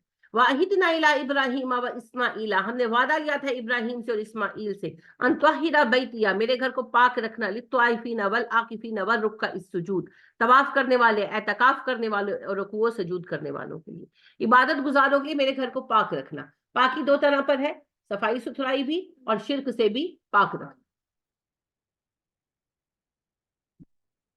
تو اللہ پاک یہ کہہ رہے ہیں کہ یہ گھر تو میں نے اپنی عبادت کے لیے بنایا تھا، یہ مسجد تو میرے لیے بنائی گئی تھی، تم نے کہاں سے لا کر اپنے ولیوں کے بت یہاں پر چپکا دیے؟ تو لہٰذا کسی غیر اللہ کو پکارنا حرام ہے، کسی غیر اللہ سے مدد مانگنا حرام ہے، چاہے آپ اس کا بت بنائیں تو چاہے آپ اس کی قبر بنائیں، صرف شکل بدلے گی، شرک وہی رہے گا. وَإِذْ قَالَ إِبْرَاهِيمُ، جب کہا ابراہیم نے، ربی اے میرے رب، اجعل ھذا بلدا آمنا، اس گھر کو تو بنا دے امن والا، وارزق اہلہ من الثمرات، اور رزق عطا فرما اس کے رہنے والوں کو، من آمن منہم باللہ والیوم الآخر، اور ہر اس بندے کو جو ایمان لائے ان میں سے اللہ پر اور آخرت کے دن پر. قال، اللہ نے فرمایا، ومن کفر، جو کفر کرے گا، فامتعہ قلیلا، اسے بھی میں تھوڑا نفع دوں گا، ثم پھر اضطرہ، میں بے بس کر دوں گا اسے، الی عذاب النار، جہنم کے عذاب کی طرف. وبئس المصیر، یہ بدترین لوٹنے کی جگہ ہے. دو اہم رولز واضح ہو رہے ہیں جن آیات میں. پچھلی آیت میں اللہ پاک نے بتایا کہ امامت وراثت نہیں، اہل ہوں گے تو ملے گا، اہل نہیں ہوں گے تو نہیں ملے گی. اب اللہ بتا رہے ہیں جب ابراہیم نے دعا کی کہ اللہ اس جگہ کے رہنے والوں کو، مکہ والوں کو رزق عطا فرما، اور ساتھ یہ کہا، پہلے ان کو کہا جا چکا تھا تو انہوں نے کہا میں ہر اس بندے کے لیے دعا گو ہوں جو ایمان لائے. اللہ پاک نے کہا نہیں، دنیا کا رزق تو میں کافروں کو بھی دے دوں گا. من کفر فامتعہ قلیلا، دنیا کا ہی تھوڑا نفع میں اسے بھی دے دوں گا جو کافر ہے، کوئی فرق نہیں پڑتا، لیکن اسے سزا ملے گی. تو بات یہ ہے کہ دنیا کا پیسہ ایمان کے ساتھ شرط نہیں، ایمان شرط نہیں ہے دنیاوی کامیابی کا. دنیا میں پیسہ، دولت، طاقت کسی کو بھی مل سکتی ہے. یہ بھی ہو سکتا ہے کہ ایک مومن جو مومن خالص ہو وہ ناکام ہو جائے دنیا میں، جیسے یحییٰ علیہ السلام، ان کو شہید کر دیا گیا نا، قید کیا گیا، الزام لگایا گیا، اور ایک مجرم کی طرح ان کا سر قلم کیا گیا دنیا میں. لیکن اللہ کے ہاں یحییٰ علیہ السلام کا جو مقام ہے وہ نبی ہے، ظلم کے ساتھ قتل کیے گئے ہیں، شہید کیے گئے ہیں. تو دنیا میں ناکامی اور کامیابی معیار نہیں ہے. البتہ امامت کی بات الگ ہے. امامت کی کوششیں ہم کریں گے، کامیاب ناکام ہونا اللہ کے ہاتھ میں ہے. حضرت یحییٰ کی کوشش بھی تو امامت کی ہی ہے. امامت کیا ہے؟ امامت ہے اللہ کا نظام قائم کرنا اور دنیا کی حکومت اپنے ہاتھ میں لینا، اس لیے کہ ہم اللہ کا نظام قائم کر سکیں. ہر وہ بندہ جس نے اللہ کے نظام کے لیے، نظام الہی کے لیے کام کیا، اللہ کے نظام کو قائم کرنے کے لیے کام کیا، وہ امامت کے لیے کوشش کرنے والوں میں شامل ہے. لہٰذا پھر وہ یحییٰ علیہ السلام ہو، وہ زکریہ علیہ السلام ہو، وہ عیسیٰ علیہ السلام ہو، وہ ہمارے پیارے نبی حضرت محمد صلی اللہ علیہ وسلم ہو، یا ہمارے پیارے ابراہیم علیہ السلام ہو، ان سب لوگوں کا مقصد یہی تھا. اور پھر وہ صحابہ کرام ہو یا وہ نیک حاکم ہو جنہوں نے کام کیا، جیسے فار ایگزامپل صلاح الدین ایوبی ہیں، جنہوں نے اللہ کے نظام کے لیے کام کیا، اس کے قیام کے لیے جد و جہد کی. وہ سارے لوگ اسی فہرست کے لوگ ہیں. درجوں میں فرق ہے مگر گروپ یہی ہے. اب ان میں سے کسی کو کامیابی ملی، کسی کو نہیں ملی. تو جس کو کامیابی دنیا میں نہیں بھی ملی وہ ناکام نہیں ہوا، اللہ کے ہاں وہ کامیاب. کیونکہ جو اللہ کی راہ میں کام کرتا ہوا اللہ کے مقصد پر قربان ہو گیا، شہید ہے نا. لہٰذا علم حاصل کرنے کے لیے نکلنے والا بھی شہید ہے. تو جو اللہ کے دین کے نظام کے قیام کے لیے اپنی جان دیتا ہے وہ بھی شہید ہے. یحییٰ بھی شہید ہوئے، زکریا علیہ السلام بھی شہید ہوئے، ہمارے نبی صلی اللہ علیہ وسلم بھی شہید ہوئے کہ نہیں؟ کیسے؟ زہر دیا گیا، زہر کے اثر سے وفات پائی نا، شہید ہوئے. لہٰذا کتنے ہی صحابہ ہیں. پھر صحابہ کرام رضی اللہ تعالیٰ عنہم علیہم اجمعین کے بعد بھی ایون جب خلافتیں قائم ہو گئی، جنہوں نے اسلامی حکومتوں کو قائم رکھنے کے لیے آخر تک اس لیے جنگ کی کہ ہے تو اسلامی حکومت، وہ بھی اللہ کی راہ میں دیکھیں نیتوں پر انحصار. جس نے شخصی وفاداری میں کام کیا وہ مجاہد فی سبیل اللہ نہیں ہے، یہ نبی صلی اللہ علیہ وسلم نے کہا. ایک صحابی نے پوچھا اللہ کے نبی صلی اللہ علیہ وسلم، ایک بندہ نام کے لیے جنگ کرتا ہے، ایک بندہ مال کے لیے جنگ کرتا ہے، اور ایک بندہ قبیلے کی عزت کے لیے جنگ کرتا ہے۔ ان میں سے مجاہد فی سبیل اللہ کون ہے؟ آپ نے کہا کوئی بھی نہیں۔ مجاہد فی سبیل اللہ صرف وہ ہے جو اعلی کلمت الحق کے لیے، یعنی کلمہ حق کی سربلندی کے لیے جنگ کرتا ہے۔ تو ہر وہ بندہ جس نے کلمہ حق کی سربلندی کے لیے جنگ کی اور ساتھ دیا، چاہے پھر وہ گورنمنٹ مغل رہی ہو یا وہ سعود بن عبدالعزیز کی حکومت رہی ہو، کوئی حکومت رہی ہو، جس نے یہ فلسطین کا محاذ ہو، کشمیر کا محاذ ہو، پاکستان کے حالات ہو، جس بندے نے اللہ سبحانہ و تعالیٰ کے کلمے کی سربلندی کے لیے آواز اٹھائی، جہاد کیا، جنگ کی، اس راہ میں اس نے جو کچھ سہا،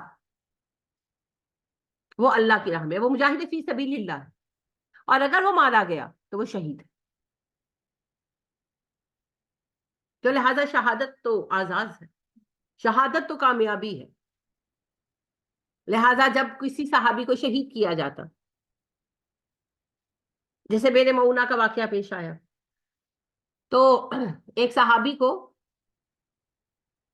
70 لوگ تھے تو ایک ان کے امیر بنائے گئے تھے، تو امیر نے ایک صحابی کو جو وہ سردار تھا ابن طفیل، اوزل کا قبیلہ اوزل اور کارا کا سردار تھا نا، جس نے سازش رچی تھی، ابن طفیل، اس کے پاس بھیجا لیٹر دے کر، لیٹر دیکھنے پیغام دے کر، لیٹر نہیں پیغام زبانی، پیغام دے کر بھیجا کہ ہم نبی صلی اللہ علیہ وسلم نے ہمیں بھیجا ہے تبلیغ کے لیے، ہم آپ کے پاس آئے۔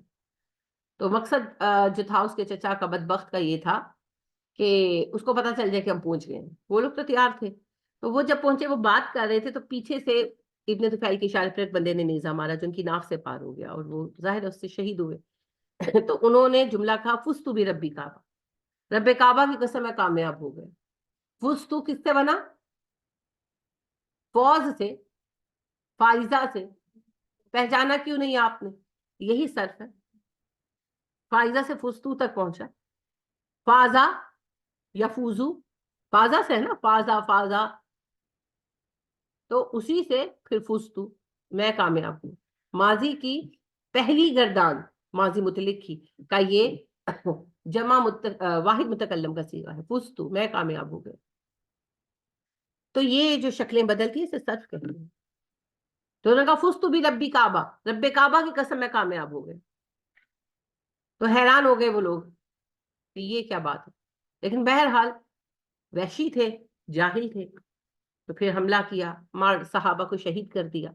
تو بات یہ ہے کہ جو شہید ہو گیا وہ تو واقعی کامیاب ہو گئے، کیونکہ شہید کے خون کا قطرہ زمین پر گرنے سے پہلے اس کے سارے گناہ معاف کر دیے جاتے ہیں، سوائے قرض کے۔ تو جڑا قرضہ انہوں نے لیتا ہے، نہیں سیریسلی مذاق نہیں ہے، ان لوگوں کے لیے قرض ہی بہت بڑی مصیبت ہے۔ قرض تو انہوں نے لیا ہے نا، اور پھر کھا بھی گئے ہیں، تو اس کا جواب کون دے گا؟ یہی دیں گے نا۔ تو شہید کا خون کا قطرہ زمین پر گرنے سے پہلے اس کا ہر گناہ معاف ہو جاتا ہے سوائے قرض کے۔ قرض معاف نہیں ہوتا، تو بینکوں سے جتنے چاہے قرضے معاف کرا دیں، اللہ سے کون معاف کرائے گا؟ اصل حساب تو وہاں پر ہے۔ میں شہید کی بات نہیں کر رہی، میں قرض کی شدت کی بات کر رہی ہوں۔ میں نے ان کے لیے شہادت کا فتویٰ نہیں دیا، ویسے بھی انہوں نے ابھی نہیں مرنا، رسی دراز ہے۔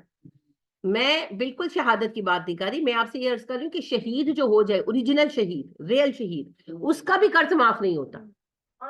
تو یہ لوگ تو شہید ہونے کے امکانات ہی نہیں ہے نا، جتنے انہوں نے حفاظت انتظامات کیے ہوئے ہیں۔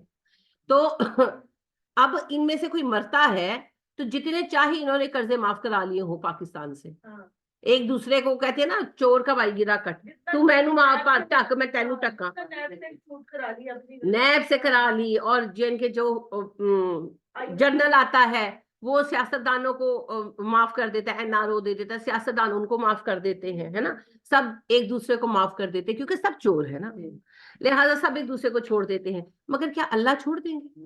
کیا اللہ کے ہاں یہ کھاتے لکھے نہیں ہوئے؟ جب یہ بیٹھ کر سارے فراڈ پلان کر رہے ہوتے ہیں کہ اتنے % تیرا تو اتنے % میرا، یعنی اتنی شرمندگی کی بات ہے کہ جب زرداری گورنمنٹ میں تھے تو مسٹر 10% کہا جاتا تھا انہیں، میں نے تو نہیں کہا، کس نے کہا؟ پوری انٹرنیشنل دنیا نے کہا۔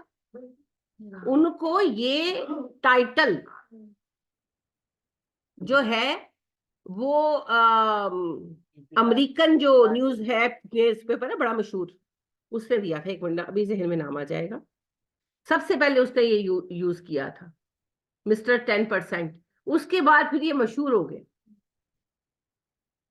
تو لہٰذا بھائی بات یہ ہے کہ سارے کھاتے کہ اللہ کے ہاں نہیں لکھے ہوئے. تو دنیا کی مافیا کوئی ویلیو نہیں رکھتی, اس طرح کی مافیا. یہ تو قیامت کے دن حساب ہوں گے, یہ کھاتے تو کھلنے ہیں. اور 22 کروڑ عوام کا حساب دینا ہے. دنیا میں بھی ذلت شروع ہو گئی, زور زور کے نعرے. دیکھیے جی, بے عزتی اور سردی کا فارمولا یہ ہے, فیل کرو تو لگتی ہے, نہ کرو تو نہیں لگتی. فیل ہوتی ہے, ہو رہی ہے انہیں, لیکن ہم سے وہ باتیں کر رہے ہیں ہم سن ہی نہیں رہے. دیکھیں جی, بات یہ ہے کہ ہم سب کہیں نہ کہیں ذلت کو برداشت کرنے کے عادی ہیں, ورنہ ہم لوگ اس قدر گئے گزرے نہ ہوتے. یہ ہمارے اعمال کی سزا ہے جو ہمارے سر پر مسلط کی گئی ہے. یہ نبی صلی اللہ علیہ وسلم نے پہلے کہہ دیا تھا, جب تم لوگ بددیانتی کے عادی ہو جاؤ گے اور بے حیائی عام ہو جائے گی تو وہ وبائیں آئیں گی جن کا تمہیں علاج نہیں ملے گا. اور جب تم امر بالمعروف اور نہیں عن المنکر چھوڑ دو گے تو تب تم پر ظالم حاکم مسلط کیے جائیں گے. آج آپ کی اتنی جماعتیں ہیں, سب سے زیادہ اسلامی کتابیں پاکستان میں چھپتی ہیں, سب سے زیادہ اسلامی گروپس پاکستان میں اسٹیبلش ہوتے ہیں. تو میں کہتی تھی کہ اللہ جی, ایک زمانہ مجھے یہ سمجھ نہیں آئی, میں کہتی تھی اللہ جی پاکستان میں تو اسلام کو بہت کام ہوتا ہے, پھر ہم پر یہ غضب کیوں ہے؟ اور دوسرا مجھے یہ سمجھ نہیں آتا تھا کہ اتنا کام ہوتا تو چینج کیوں نہیں آ رہا. نبی صلی اللہ علیہ وسلم کے کام سے تو ایسے ریپڈ چینج آ گیا تھا. پھر ایک زمانے کے بعد جب اللہ نے مجھے قرآن کا صحیح فہم دیا, تب مجھے یہ بات سمجھ آئی کہ ہو دین کا کام کہاں ہو رہا ہے, یہ تو گروہوں کا کام ہو رہا ہے, فقہی گروہوں کا کام ہو رہا ہے, پیر گروہ کا کام ہو رہا ہے. آپ دیکھیں پاکستان میں جو دین کے نام پر کتابیں چھپتی ہیں, 80% کتابیں بابوں کی کہانیاں ہیں جو مزاروں پر بک رہی ہوتی ہیں, اور اس میں ایک بڑا حصہ مجموعہ اوراد و وظائف کا ہے, یعنی وظیفوں کی کتابوں کا. جی, اور ان سے ہم جن پکڑنے کے چلے ڈھونڈتے پھرتے ہیں. جو دینی کتاب ہے, اصل دینی کتاب, وہ تو 1-2 پبلشرز ہیں جو چھاپ رہے ہیں, اور ان کی کوئی اتنی مارکیٹ بھی نہیں. لہٰذا دین کے نام پر کھیل کھیلا جا رہا ہے, اور جو تنظیمیں بنتی ہیں وہ بھی اپنے اپنے سیکٹ کے لیے کام کر رہی ہیں, دین کا کام نہیں ہو رہا. اور وہ جو چونکہ وہ سیکٹ وائز کام کر رہی ہیں, اور وہ گورنمنٹ کی ان پہ تنخواہوں پہ یا امدادوں پہ پل رہی ہیں, تنخواہ تو نہیں دیتے, امدادیں دے رہے ہیں, اس پہ پل رہی ہیں, تو وہ صرف آپ کو آپ کے اخلاق صحیح کرنے کی چھوٹی موٹی باتیں بتاتے رہتے. جو نظام عدل قائم کرنے کا حکم ہے, جو نظام بدلنے کا حکم ہے, جو اللہ کے نظام کو قائم کرنے کا حکم ہے, اس پر کوئی بات کرتا؟ جتنے بھی ہیں, طاہر القادری صاحب, طارق جمیل صاحب, تقی عثمانی صاحب, میں ان کی بہت عزت کرتی ہوں بھائی, بڑے نیک لوگ ہیں. لیکن کتنے لوگ ہیں جو دین کے قیام پر بات کرتے ہیں, جو فرقوں کے خاتمے پر بولتے ہیں؟ آج بولنا شروع کریں, ان کے ٹھٹ جو لگتی ہے نا بند کر دیں یہ لوگ. لہٰذا وہ صرف میٹھی میٹھی پیاری باتیں کرتے ہیں, جھوٹ نہ بولو, شبرات جاگ لو, بس یہی باتیں ہیں ان کے پاس, مچائے رکھا ہے.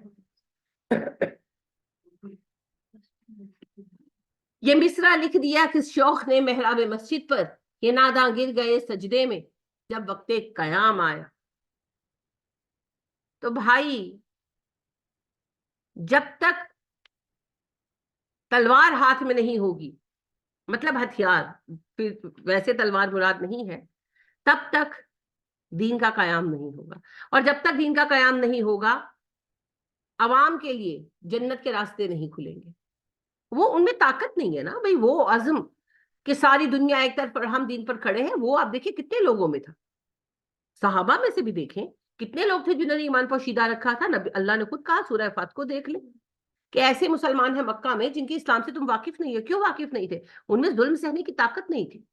انہوں نے اسلام اندر قبول کر لیا تھا پر چپ کر کے بیٹھے ہوئے تھے کہ کبھی تو اللہ غلبہ دے گا پھر بتائیں گے ہم مومن ہیں. نہیں تھی بھائی ان میں طاقت. ہر کسی میں طاقت نہیں ہوتی, ہر کوئی اتنا دلیر نہیں ہوتا. لہٰذا یہ تو پھر اپنی اپنی طاقت پر ہے. تو حالات کو ہموار کرنا مومنوں کے لیے نظام الہی کے قیام کے ذریعے ہی ممکن ہے. عدل کا نظام لانا، یہی تو مقصد ہے. امامت خلافت کے قیام کا نام ہے. آپ بے شک خلافت نہ رکھیں نام، آپ بادشاہت رکھیں، لیکن نظام اللہ کا ہونا چاہیے. تو اللہ کا نظام لائے بغیر کام کیسے ہوگا؟ اور اللہ کا نظام لانے کی کوئی بات کرتا نہ. جتنی تنظیمیں چل رہی ہیں بڑی بڑی، ان لوگوں کا پیغام اس طرح کا ہے کہ انہوں نے دین کو الگ اور دنیا کو الگ کر دیا. تو ایسے تھوڑی کام ہوگا. نبی کریم صلی اللہ علیہ وسلم دین کا مرکز تھے، نبی تھے، نبی دین کے سب سے بڑے عالم تھے، امام تھے. تو آپ تو جہاد کرنے نکلے، آپ تو سیاست دان تھے، آپ کے تو ایک ہاتھ میں تلوار تھی کہ نہیں تھی؟ تھی. اور آپ صلی اللہ علیہ وسلم نے کہا الجنت تحت ظلال السیوف، جنت تلواروں کے سائے میں رکھی گئی. اور کہا میرا رزق نیزے کی انی پر رکھا گیا ہے. کرو جو کرو. تو لہٰذا بھائی، آپ کے رب نے فرما دیا، سورہ توبہ میں آپ پڑھ رہے ہیں، اپنی فوجی طاقت بنا کر رکھو اپنے اور میرے دشمنوں کے لیے. اور اگر تم نے ایسا نہ کیا تو وہ فتنہ بھرپا ہوگا کہ تمہارے برے ہی نہیں اچھے لوگ بھی بچ نہیں پائیں گے. ہم وہ فتنہ جھیل رہے. تو امر بالمعروف اور نہی عن المنکر ختم ہو گیا، اور طاقت کا توازن ہم نے ختم کر دیا. دنیا میں امن کا ایک ہی فارمولا ہے جی، طاقت کا توازن ہو یا پھر طاقت اس کے ہاتھ میں ہو جو منصف ہو. دو شکلیں ہیں. اسلام آپ کو پہلی شکل دیتا ہے، انصاف والے بنو اور طاقت اپنے ہاتھ میں لے لو، پھر سب کچھ جگہ پہ رکھو. جمہوریت آپ کو دوسرا فارمولا پیش کرتی ہے، طاقت کا توازن بناؤ. بہت اچھے بناؤ، نہیں ہو پا رہا، نہیں ہو پا رہا. لہٰذا فارمولا اسلام کا چلے گا. ایک گروہ طاقتور ہوتا ہے، ایک کمزور ہوتا ہے. اللہ کہتے ہیں کمزور مت بنو، طاقتور گروہ بنو، طاقت اپنے ہاتھ میں لو اور پھر انصاف کرو. تو لہٰذا طاقتور بننا ہوگا. تقریر کے قاضی کا یہ فتویٰ ہے، ازل سے ہے، جرم ضعیفی کی سزا مرگ مفاجات. اللہ کا یہ فیصلہ ہے کہ اگر کمزور ہوگے تو مظلومیت کی موت مرو گے. فلسطین کو دیکھ لیجیے. میرا ایک سوال ہے، غور کیجئے گا. میری باتیں تلخ ہوتی ہیں، میں جانتی ہوں، کیونکہ سچ ہمیشہ تلخ ہوتا ہے. ہم وہ سننا چاہتے ہیں جو لوگ سناتے ہیں. اسرائیل کو ساری دنیا مدد دیتی ہے، اسرائیل کی ساری دنیا مدد کرتی ہے. کون مدد کرتا ہے؟ کوئی دنیا میں یہودی ملک موجود ہے؟ کوئی ایک مملکت ہے دنیا میں جو یہودی نہیں ہے نا؟ یہودیوں کی تعداد دنیا میں سب سے کم ہے، 0.25% ہے. اور 1949 میں ان کی اسٹیٹ کو، اسرائیل کو ایکسپٹ کیا ہے اس نے، UN نے. اور مسلم ممالک میں سے اکثریت نے ایکسپٹ نہیں کیا، لہٰذا وہ اس کے ساتھ تجارت بھی نہیں کرتے. انٹرنیشنل لیول پر کوئی حکومت اس کو مدد دینے والی نہیں ہے. وہ جو اپنی مرضی کی کچھ باتیں منوا لیتا وہ تو بلیک میلنگ ہے نا اس کی، لیکن بیسیکلی ڈائریکٹ تو اس کا کوئی دوست نہیں ہے، اس کا کوئی بیک اپ دینے والا نہیں ہے. تو اس کے باوجود آپ دیکھیں پچھلے 73 سالوں میں 1949 سے 2023 تک وہ کتنی بڑی طاقت بن گیا ہے. اس وقت دنیا میں کوئی ملک اس سے ٹکر نہیں لے سکتا فوجی اعتبار سے. یہ یاد رکھیے گا. یہ سمجھتے ہیں کہ پاکستان اٹیک کر کے اسے تباہ کر سکتا ہے، یہ بھی آپ کی غلط فہمی ہے. انہوں نے اپنا دفاعی نظام بہت مضبوط رکھا ہوا ہے. کوئی بم، کوئی چیز جو ہے وہ ان کے اس دفاعی نظام کو فی الحال توڑ نہیں سکتی. اس کا مطلب یہ نہیں ہے کہ وہ ٹوٹے گا نہیں، ٹوٹے گا، سب کچھ ہوگا، لیکن میرا مطلب یہ ہے کہ انہوں نے اپنے آپ کو ان 73-74 سالوں میں اتنی بڑی طاقت بنا لیا. زیرو سے بنایا. اچھا، پاکستان 1947 میں بنا. غریب ملک ہے پاکستان، غریب ملک ہے نا. پاکستان کو کوئی سپورٹ کرنے والا ہے دنیا میں؟ کس نے سپورٹ کیا ہمیں؟ آج تک کسی نے نہیں کیا. جس وقت پاکستان بنا، پاکستان کی کوئی فورس تھی؟ آرم فورسز تھی؟ کوئی نہیں تھی. ہمارے پاس ایک جرنیل تھا؟ نہیں تھا. کوئی ایک اسلحہ ساز فیکٹری تھی ہمارے پاس؟ کچھ نہیں تھا. ہم نے اتنے سالوں میں اپنی آرم فورسز کو کتنا مضبوط کیا. یہ ایک وقتی مسئلہ ہے کہ ہمارے چند جنرل بکے ہوئے ہیں. ہماری آرم فورسز خراب نہیں ہے، افواج پاکستان خراب نہیں ہے، چند جنرل بکے ہوئے ہیں. اس کا بھی انشاءاللہ فیصلہ ہو جائے گا. لیکن آپ دیکھیں کہ پاکستان نے 75 سالوں میں اپنی افواج کو کتنا مضبوط کیا ہے، زیرو سے. ہمارے پاس کتنی اسلحہ ساز فیکٹری، ابھی آپ نے دیکھا ہی ہوگا کہ پتہ نہیں کتنے بلین ڈالر کا اسلحہ بیچا ہے پاکستان کے جنرلوں نے. بیچا نا، بن رہا ہے تو بیچا ہے. پاکستان میں جو اسلحہ ساز فیکٹری دھڑا دھڑ کام کر رہی ہے ماشاءاللہ، طیارے بھی بن رہے ہیں، ہر چیز بن رہی ہے الحمدللہ. پاکستان نے کیا ہے. اب سوال یہ ہے کہ فلسطین پہلے سے قائم تھا، فلسطین کا خزانہ تھا، فلسطین کی حکومت تھی، थी ना। अब फलस्तीन को 2 रियासतों में बांटा गया, हुकूमत तो कायम रही। जिस तरह पाकिस्तान जब बना है, असल हुकूमत, असल सारा कुछ तो भारत के पास था, हमने सब कुछ जीरो से बनाया। जब फलस्तीन तकसीम हुआ है, नाजायज हुआ वो सब अलग बात है, लेकिन जब तकसीम हुआ है, इसराइल के पास तो कुछ भी नहीं था, उसने सब कुछ जीरो से बनाया। फलस्तीन के पास असल हुकूमत थी, यरूशलेम भी फलस्तीन के पास था, मरकजियत भी थी, सब कुछ था। वो उस वक्त भी टैंकों पर पत्थर मार रहे थे, वो आज भी टैंकों पर पत्थर मार रहे हैं, वो आज तक एक फौजी कुव्वत नहीं बने। क्यों? उनको नजर नहीं आ रहा था हमारे सामने दुश्मन बैठ गया आकर, और उसी खित्ते के अंदर उस नो मौलूद दुश्मन ने आकर, जो जीरो से आया था, अपने आप को इतनी बड़ी फौजी ताकत बना दिया। फलस्तीनी क्यों नहीं बने अभी तक? किस चीज के इंतजार में थे? क्या उनको नजर नहीं आ रहा था कि क्या करने वाले हैं यहूद? इस सवाल का जवाब कहां पर है? और जिस वक्त ये रोड मैप बना था, ये तकसीम हुआ था, आधा आधा तकसीम हुआ था, आधा आधा तकसीम हुआ, आधा फलस्तीनियों को मिला था और आधा इसराइलियों को। 19-20 का फर्क था, लेकिन आधी आधी तकसीम थी। लेकिन एक एक एक एक एक टुकड़ा करते गए, हमला हुआ जी टुकड़ा गया, हमला हुआ टुकड़ा गया, सिर्फ गजा की पट्टी रह गई इनके हाथ में, उसका भी एक हिस्सा भी हाथ से निकल गया। क्यों? इनको नहीं पता था हमारा दुश्मन हमारे सर पे चढ़ के बैठ गया, हम मजबूत हो। और क्या सारी दुनिया के मुसलमान ममालिक फलस्तीन को इमदाद नहीं भेजते? भेजते कि नहीं भेजते? भेजते हैं। अंडरग्राउंड भी भेजते हैं, डायरेक्ट भी भेजते हैं। कहाँ जाती है वो इमदाद? यही तो मसला है। सिर्फ चंद बिके हुए हुक्मरान, पाकिस्तान के सारे पैसे कहां जाते हैं? हुक्मरान वहां के भी अयाशी हैं, उनमें अच्छे भी होंगे, मैं ये नहीं कहती, मगर बिके हुए भी हैं। तभी तो ज्यादा से हमारा हमला कर देता है, जब भी करता है। और पता नहीं क्या है उसकी मैनेजमेंट।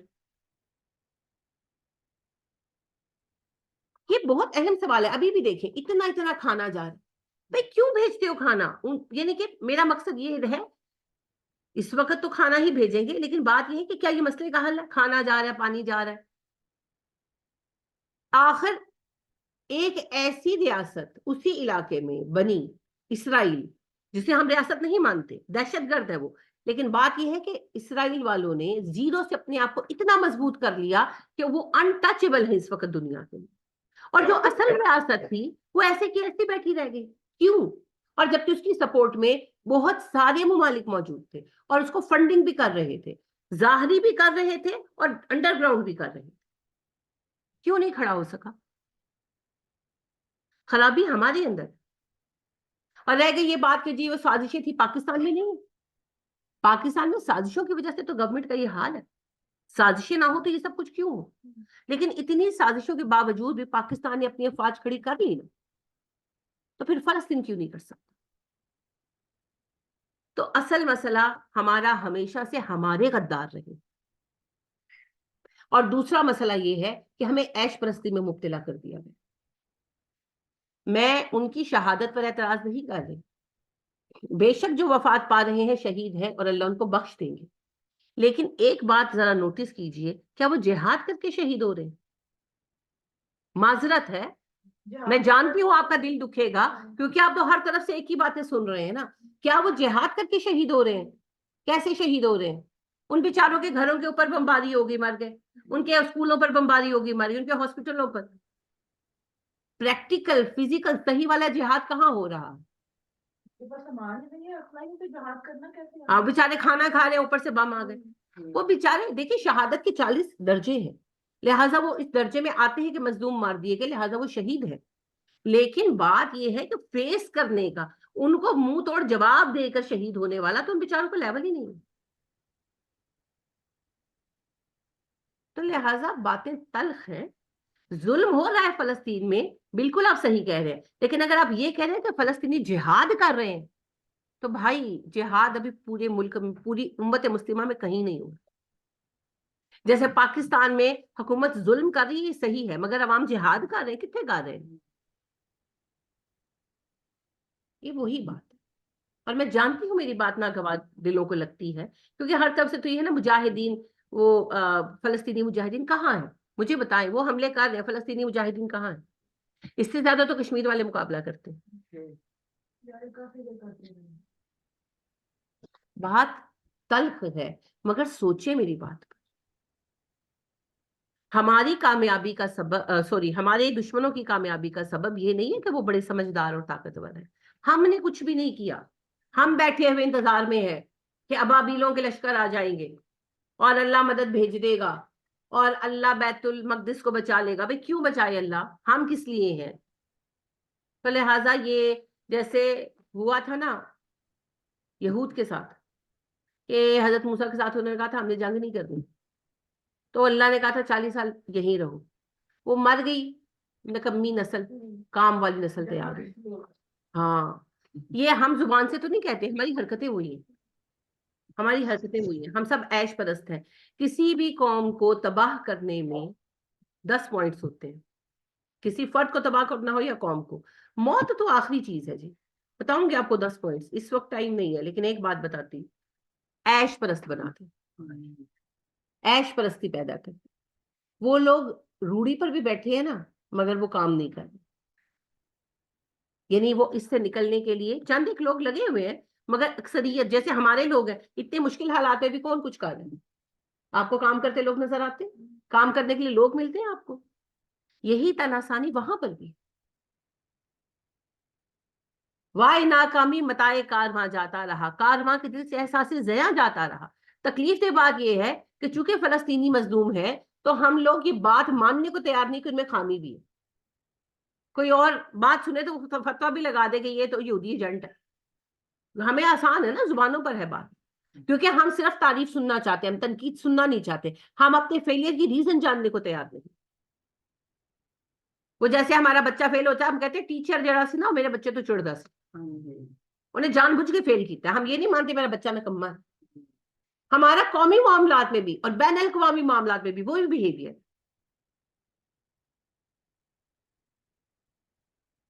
आप अगर इंटरनेशनल लेवल पर जाए, यूएनओ में जाए और इस केस को प्लीड करें, तो वो आपसे क्वेश्चन ये करेंगे और इस क्वेश्चन का जवाब दे मुझे। आप नहीं मानते, मैं पाकिस्तानी हूं, मैं नहीं, मैं मुसलमान हूं, मैं नहीं मानती कि इसराइल एक रियासत है। यूएनओ ने तो माना हुआ है ना, और दुनिया के अक्सर ममालिक ने माना हुआ है। तो हमास ने जब इसराइल पर अटैक किया, इसराइल ने कुछ कहा था हमास वालों को या फलस्तीन वालों को? तो यूएनओ के अकॉर्डिंग तो हमास वालों ने हालत अमन में एक मुल्क के ऊपर अटैक किया है। मुजरिम कौन है? इंटरनेशनली फलस्तीन वाले। अब हम सिर्फ इस चीज पर बात कर सकते हैं कि ठीक है गलती हुई, पर बेगुनाह शहरियों को क्यों मार रहे हैं? बच्चों को आप इंटरनेशनल स्टेटस भी तो देखें, या तो आपकी कोई से हो ना। आपकी औकात तो सिर्फ एहतजाज की है। औकात क्या है आपकी? 5-6 इस्लामी मुल्कों को छोड़कर सारे तो इसराइल के को मान चुके हैं। और कितने ही इस्लामी मुल्क हैं जो इसराइल के साथ मुआहिदे वगैरह किए हुए हैं, कतर वगैरह सबके हैं, तिजारती मुआहिदा मुल्क है ना, तिजारती। अब तो सऊदिया ने भी कर लिए। जब कोई किसी के साथ मुआहिदा करता है एक मुल्क दूसरे मुल्क के साथ, तो फिर उसको मुल्क मानता है तो मुआहिदा करता है ना। तो सऊदिया ने ऐलान नहीं किया, अनाउंस नहीं किया, पर जब मुआहिदा कर लिया तो मान लिया ना। तो 3-4 लोग अगर किसी को नहीं मानते तो इससे क्या फर्क पड़ता है इंटरनेशनल लेवल पर? अभी इमरान ने ही माना, उसको उन्होंने बूढ़े लाइन लगा दी। बात सिर्फ मेरे कहने की ये है कि इंटरनेशनली कहाँ खड़े हैं आप, और एक रियलिस्टिक उसमें कहाँ खड़े हैं। तराने बना लेने से अगर मसले हल हो सकते तो पाकिस्तानी फौज के तराने बहुत ही अच्छे हैं। तराने बनाने से मसले हल नहीं होते ना। ग्राउंड रियलिटी ये है कि फलस्तीन 75 सालों में और पीछे गया है और इसराइल जीरो से खड़ा हुआ है। आग लग जाती है मुझे देखकर, लेकिन ये सच है, ये सच है। 75 साल पाकिस्तान, चीन, इसराइल, फलस्तीन ये इकट्ठे चले, साल 2 साल का फर्क है सबका। 1949 में चीन ने आजादी ली है, 1949 में इसराइल का कयाम हुआ है। जायज है ना? जायज है, हुआ तो है ना। अब आप देखिए 73 सालों में ये दोनों मुल्क कहां पहुंचे हैं और 73 सालों में हम कहां पहुंचे हैं। खैर हम बहुत आगे गए हैं, ये तो हमारे कुछ और मसाइल हैं, मैं फेवर नहीं कर रही, लेकिन हम इन मसाइल से भी अगर अल्लाह की मदद शामिल हाल रही और अवाम में थोड़ी गैरत हुई तो निकल जाएंगे। अगर अवाम ने बेगैरती दिखाई तो फिर अगले कुछ दहाइयां जो है, कुछ डिकेड्स जो है, वो बड़े जलील कुन है, हमारे रुसवा कुन है। लेकिन फिर फाइनली निकल जाएंगे, इंशाल्लाह निकल जाएंगे। लेकिन अभी क्या होता है कहाँ नहीं जा सकता, अल्लाह ही बेहतर जानता है। یہ ایک آدھ سال میں صورتحال واضح ہو جائے گی کہ ذلیل ہونے والا ٹائم آنے والا ہے یا ترقی والا. مجھے امید یہ ہے کہ اللہ ہمارے لیے رستے کھول دیں گے، کیونکہ پاکستان کا ایک اہم رول ہے اور اس کے لیے پاکستان کا استحکام ضروری ہے. لیکن بہرحال علم اللہ کے پاس ہے، ہمارے تو اندازے ہیں. لیکن سوال یہ ہے کہ ان 1949 سے اب تک 73 سالوں میں فلسطین وہیں کا وہیں کیوں کھڑا ہے، بلکہ اور نیچے گیا ہے، کیوں؟ لہٰذا ان سارے سوالات کو سوچیں. ہمارے دشمنوں کی کامیابی کا سبب ان کی طاقت نہیں ہے، ہمارا کام نہ کرنا ہے، ہماری کام چوری ہے. اور معذرت کے ساتھ بے شک جھڑپیں ٹائم ٹو ٹائم یہ لوگ چھیڑ لیتے ہیں، مگر اگر آپ یہ کہہ دیں کہ فلسطین میں صحیح جہاد ہو رہا ہے، اس کی کون سی صورت نظر آ رہی ہے؟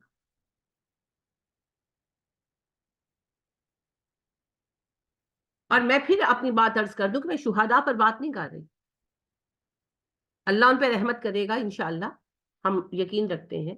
ذرا ایک دفعہ یہ بھی نکال کر دیکھیں کہ جو لوگ مرے ہیں اس میں اتنے عرصے میں کتنے % بچے ہیں، اس میں 80% تو بچے مرے، چھوٹے چھوٹے بچے.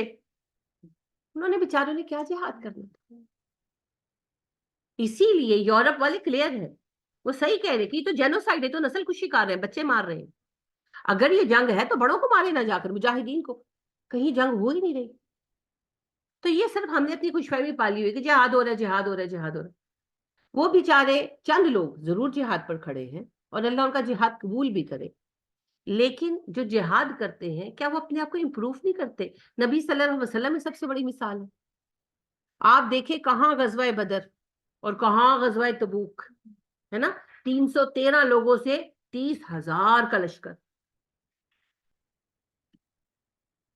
کتنی ترقی کی. ادھر کے ادھر کھڑے ہیں. اور نبی صلی اللہ علیہ وسلم کے اس وقت میں کتنی دنیا میں ریاستیں تھی مدینہ کو سپورٹ کرنے والی، ایک اکلوتا مدینہ تھا نا پوری دنیا میں. اور آپ نے اچھا تبوک کے وقت تک تو پورا عرب مسلمان ہو گیا تھا، اس سے بھی پیچھے آ جائیں، بدر سے لے کر فتح مکہ تک دیکھیں. فتح مکہ تک تو چند قبیلے اسلام لائے تھے، فتح مکہ پر اب 10,000 کا ویل اکوپڈ لشکر لے کر گئے.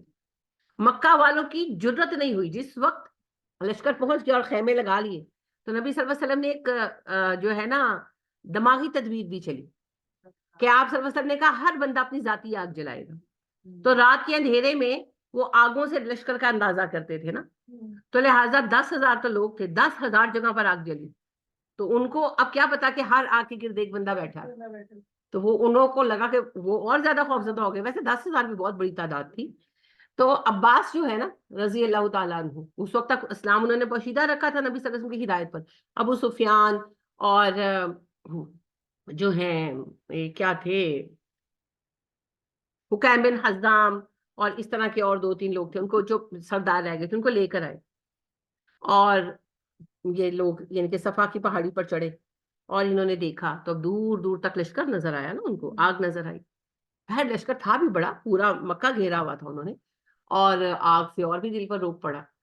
تو ابو سفیان کہنے لگے عباس سے، عباس تمہارا بھتیجا تو بڑا بادشاہ بن گیا، بڑا لشکر لے کر آئے.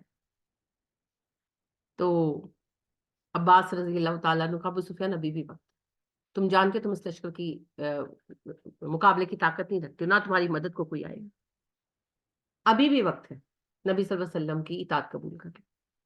تو پھر ابو سفیان نے کہا کہ کیا وہ یعنی کہ مجھے معاف کر دیں گے؟ تو پھر ابو سفیان لے کر گئے، عباس جو ہے ابو سفیان کو لے کر گئے، اور آپ اس وقت اسلام قبول نہیں کیا، صرف اطاعت قبول کی. تو آپ صلی اللہ علیہ وسلم نے کہا اچھا ٹھیک ہے، اور پھر یہ امان وغیرہ دی. پھر بعد میں ابو سفیان اگلے دن جب فتح مکہ کے بعد پھر اسلام لے آئے. اینی ویز مقصد میرے کہنے کا یہ ہے کہ آپ دیکھیں نبی صلی اللہ علیہ وسلم کتنا بڑا لشکر لے کر نکلے تھے، اور وہ پوری طرح تیار تھا. اگر جنگ ہوتی تو مکہ والوں کی پیش نہیں چلنی تھی وہاں پر، لیکن وہ مکہ والے دیکھ کر ہی سمجھ گئے تھے کہ کچھ نہیں ہو سکتا. اصل میں ان کے اندر بھی یہ بات تھی کہ اگر یہ ہم پر چڑھ آئے، کیونکہ مکہ پر اللہ نے کبھی کسی کو چڑھائی کرنے ہی نہیں دی، اور اللہ نے یہ بات سورہ توبہ میں بھی کہہ دی کہ اللہ اس مختصر وقت کے لیے ہم نے مکہ پر حلال کیا ہے. تو ان کو بھی پتا تھا کہ یہ آ گئے ہیں، لہٰذا حق پر یہی ہے، جنگ نہیں انہوں نے کرنی ہی، ان کے حوصلے ختم ہو گئے تھے. جنگ تلوار سے نہیں ہوتی تھی، جنگ ہمت سے ہوتی. سپاہی ہتھیار سے نہیں لڑتا، سپاہی اپنے جذبے سے لڑتا. لہٰذا وہ ان کو پتا تھا کہ ہم غلط ہیں اور وہ اس وقت ثابت ہو گئے. لہٰذا جنگ تو نہیں ہوئی. لیکن آپ نبی صلی اللہ علیہ وسلم کی تیاری دیکھیں, اور آپ دیکھیں کہ 2 ہجری سے 8 ہجری یعنی کہ 6 سال میں آپ نے فوجی طاقت کو اتنا ڈیولپ کیا, 6 سال میں, اور اپنے بلبوتے پر. کوئی فائنینس نہیں تھا اس وقت, یعنی کہ صرف زکوٰۃ اور صدقات ہی کا سلسلہ تھا. آپ نے کوئی ٹیکس لوگوں پر نہیں لگائے تھے, آپ نے تو 1 پیسے کا ٹیکس نہیں لگایا تھا, صرف زکوٰۃ اور صدقات, کسی سے کوئی ٹیکس نہیں لیا تھا. اور یا پھر کچھ جو جنگوں میں فتوحات میں جو مال غنیمت آیا تھا بس وہ تھا, اور وہ کہ کروڑوں اربوں میں نہیں آیا تھا. ابھی کوئی بڑی حکومتوں سے تو جنگ ہوئی نہیں تھی, خیبر کا مال غنیمت تھا, یا کوئی چھوٹے موٹے عرب قبیلوں کے ساتھ جنگ ہوئی تھی, تو وہ بیچارے خانہ بدوش لوگ تھے, ان کے پاس کون سے جواہرات پڑے تھے. وہ بڑے بڑے خزانے تو پھر آئے ہیں کیسر و کسرا کے, وہ تو جب فتوحات ہوئی ہیں تب آئے ہیں. تو اپنی بلبوتے پر آپ نے اتنا ڈیولپ کیا, اور سب سے زیادہ توجہ آپ نے عام فورسز کو یعنی کہ افواج کو ڈیولپ کرنے پہ کی. کیوں؟ اسی لیے آپ دیکھیں نا, حضرت فاطمہ کے غلام دینے سے آپ نے نہ کر دی تھی, آپ کی بیویوں نے جب آپ سے خرچہ مانگا آپ نے نہ کر دی تھی, اور پیسہ آپ لگا رہے تھے انہی چیزوں پر. لہٰذا 2 چیزیں آپ نے اسٹیبلش کی, ایک اکانومی, بغیر سود کے اکانومی کو اسٹیبلش کیا, مدینہ والوں کے قرضے اتارے, سب کچھ کیا, اسٹیبلش کر دی, بھوک پیاس ختم ہو گئی, نارمل لائف ہو گئی سب کی. اور دوسرا آپ صلی اللہ علیہ وسلم نے ڈیفenس کو اسٹیبلش کیا. اس سے بہت زیادہ ذرائع ہے فلسطین والوں کے پاس, تو پھر فلسطین والے نہ اکانومی ڈیولپ کر سکے نہ ڈیفenس ڈیولپ کر سکے, حالانکہ وہ پہلے سے موجود ہے. تو غلطی کس کی ہے؟ اور دنیا میں کمزوری کی سزا یہی ہے, بڑی مچھلی چھوٹی کو کھاتی کھاتی. تو لہٰذا اپنا سائز بڑا کریں, یا پھر چھوٹی مچھلیاں مل کر رہیں. لہٰذا آپ دیکھیں, شارک اکیلی تیرتی ہے, ویل اکیلی تیرتی ہے, چھوٹی مچھلیاں جھنڈ بناتی ہیں. کیوں؟ کیونکہ انہیں پتا ہے کہ اگر ہم اکیلے ہوں گے مچھلیاں کھا جائیں گی. چھوٹی مچھلیاں ہیں ہم مسلمان ممالک, ہم اکٹھے ہونے پہ بھی تیار نہیں, اور بڑی مچھلی بننے کے لیے ہم نے کوشش ہی نہیں کی. تو یہ بڑے تلخ حقائق ہیں جی. اگر باتوں کے ساتھ ہم لوگ جیت سکتے تو ہم جیت چکے ہوتے. لہٰذا دنیا میں خلافت اور امامت اہلیت کی بنا پر ملے گی, جو ابھی ہمارے اندر نہیں. ہمیں اپنے اندر ری ڈیولپ کرنی ہے. اور دوسری, اس کا سب سے بڑا ثبوت ہم خود ہیں. ہم نے 1947 میں پاکستان لیا, کیا ہم نے کرتوت کیے ہیں یہاں پر؟ ہم ایک اتنا سا ملک ہے پاکستان, اس کو ہم رن نہیں کر پا رہے, تو دنیا کی حکومت اگر ہمیں مل جائے تو وہی کریں گے نا جو یہاں ہم کر رہے ہیں. تو پھر کس بنا پر ہمیں دنیا کی حکومت ملے؟ یہ وجوہات ہیں. جتنے اسلامی ممالک ہیں ان کے حالات دیکھ لیں. عراق کو ہم نہیں بچا سکے, شام کو ہم نہیں بچا سکے, یمن کو ہم نہیں بچا سکے, لیبیا کو ہم نہیں بچا سکے, فلسطین کو ہم نہیں چھڑا سکے. فلسطین آزاد تھا, جو آدھا حصہ ہاتھ سے گیا وہ تو گیا نا, جو آدھا ہاتھ میں تھا اس کو بچا سکے, اس کو بھی نہیں بچا سکے. دے جا رہے ٹوٹے ٹوٹے کر کے. تو پھر کس بنا پر ہمیں دنیا میں اللہ امامت دے؟ ہم نے اپنے آپ کو نااہل دکھایا ہو, تو اہلیت ثابت کریں. کوئی قابل ہو تو ہم شان کئی دیتے ہیں, ڈھونڈنے والوں کو دنیا بھی نہیں دیتے. پہلے اپنی اہلیت تو پیدا کریں.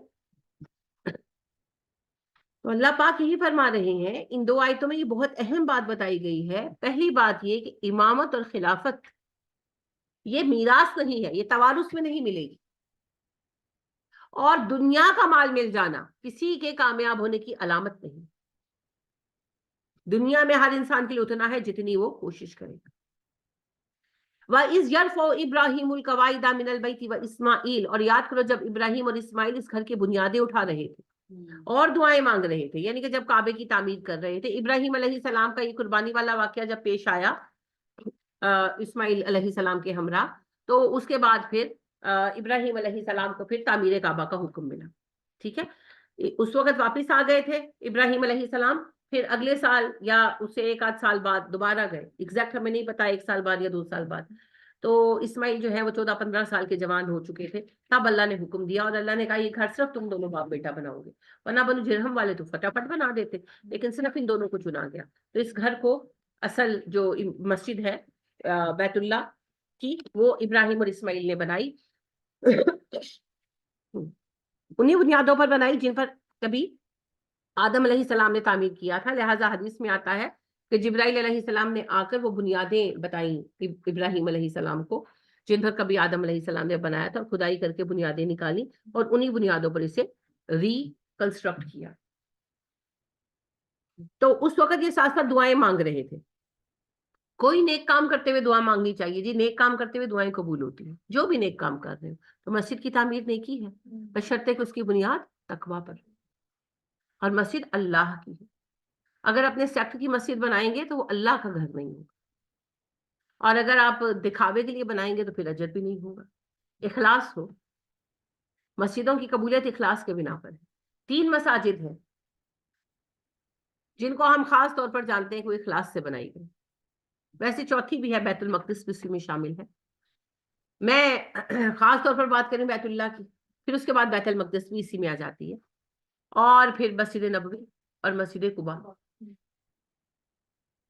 عہد نبوی کی 2 مساجد، مسجد نبوی اور مسجد قباء۔ تو جو مسجد اخلاص پر بنے گی جی وہ چلتی رہی۔ پہلے مسجد قباء بنے گی نا، اس کے بعد مسجد نبی صلی اللہ علیہ وسلم نے قباء میں قیام کیا تھا 14 دن۔ جب آپ مکہ سے آئے ہیں تو اب قباء میں رکے کہ جو صحابہ وغیرہ ادھر ادھر ڈسپرس تھے وہ بھی پہنچ جائیں، کیونکہ کوئی پیدل تھا، کوئی گدوں پر تھا، تو اس حساب سے تھا۔ تو آپ صلی اللہ علیہ وسلم تو اونٹنی پر آئے تھے، اور اونٹنی بھی تیار کی گئی تھی ببول کے پتے کھلا کر، اور رستہ بھی چینج تھا، تو آپ تو جلدی پہنچ گئے تھے۔ تو جو بیچارے راستوں میں تھے وہ پہنچے، اور علی کا بھی انتظار تھا، علی تو پیدل آئے تھے، اور جب علی آئے ہیں تو پیر چھوجے ہوئے، کیونکہ پیدل چل کر آئے تھے، مکہ سے مدینہ پیدل ٹریول کر کے آئے تھے۔ 2 دن تو انہوں نے چھوڑا نہیں، ہاں جی 2 دن تو چھوڑا نہیں نا، علی کو بند کر دیا، پھر بعد میں چھوڑا علی کو رضی اللہ تعالیٰ عنہ، پھر وہ بیچارے پیدل آئے، تو آپ کو علی کا بھی انتظار تھا۔ تو 14 دن قیام کیا، اور سب سے پہلے مسجد تعمیر کی، مسجد قباء۔ پھر آپ صلی اللہ علیہ وسلم مدینہ تشریف لائے، مدینہ آ کر بھی سب سے پہلے مسجد تعمیر کی۔ جی جی وہ کس جگہ پہ بیٹھے تھے؟ قباء میں نہیں تھے؟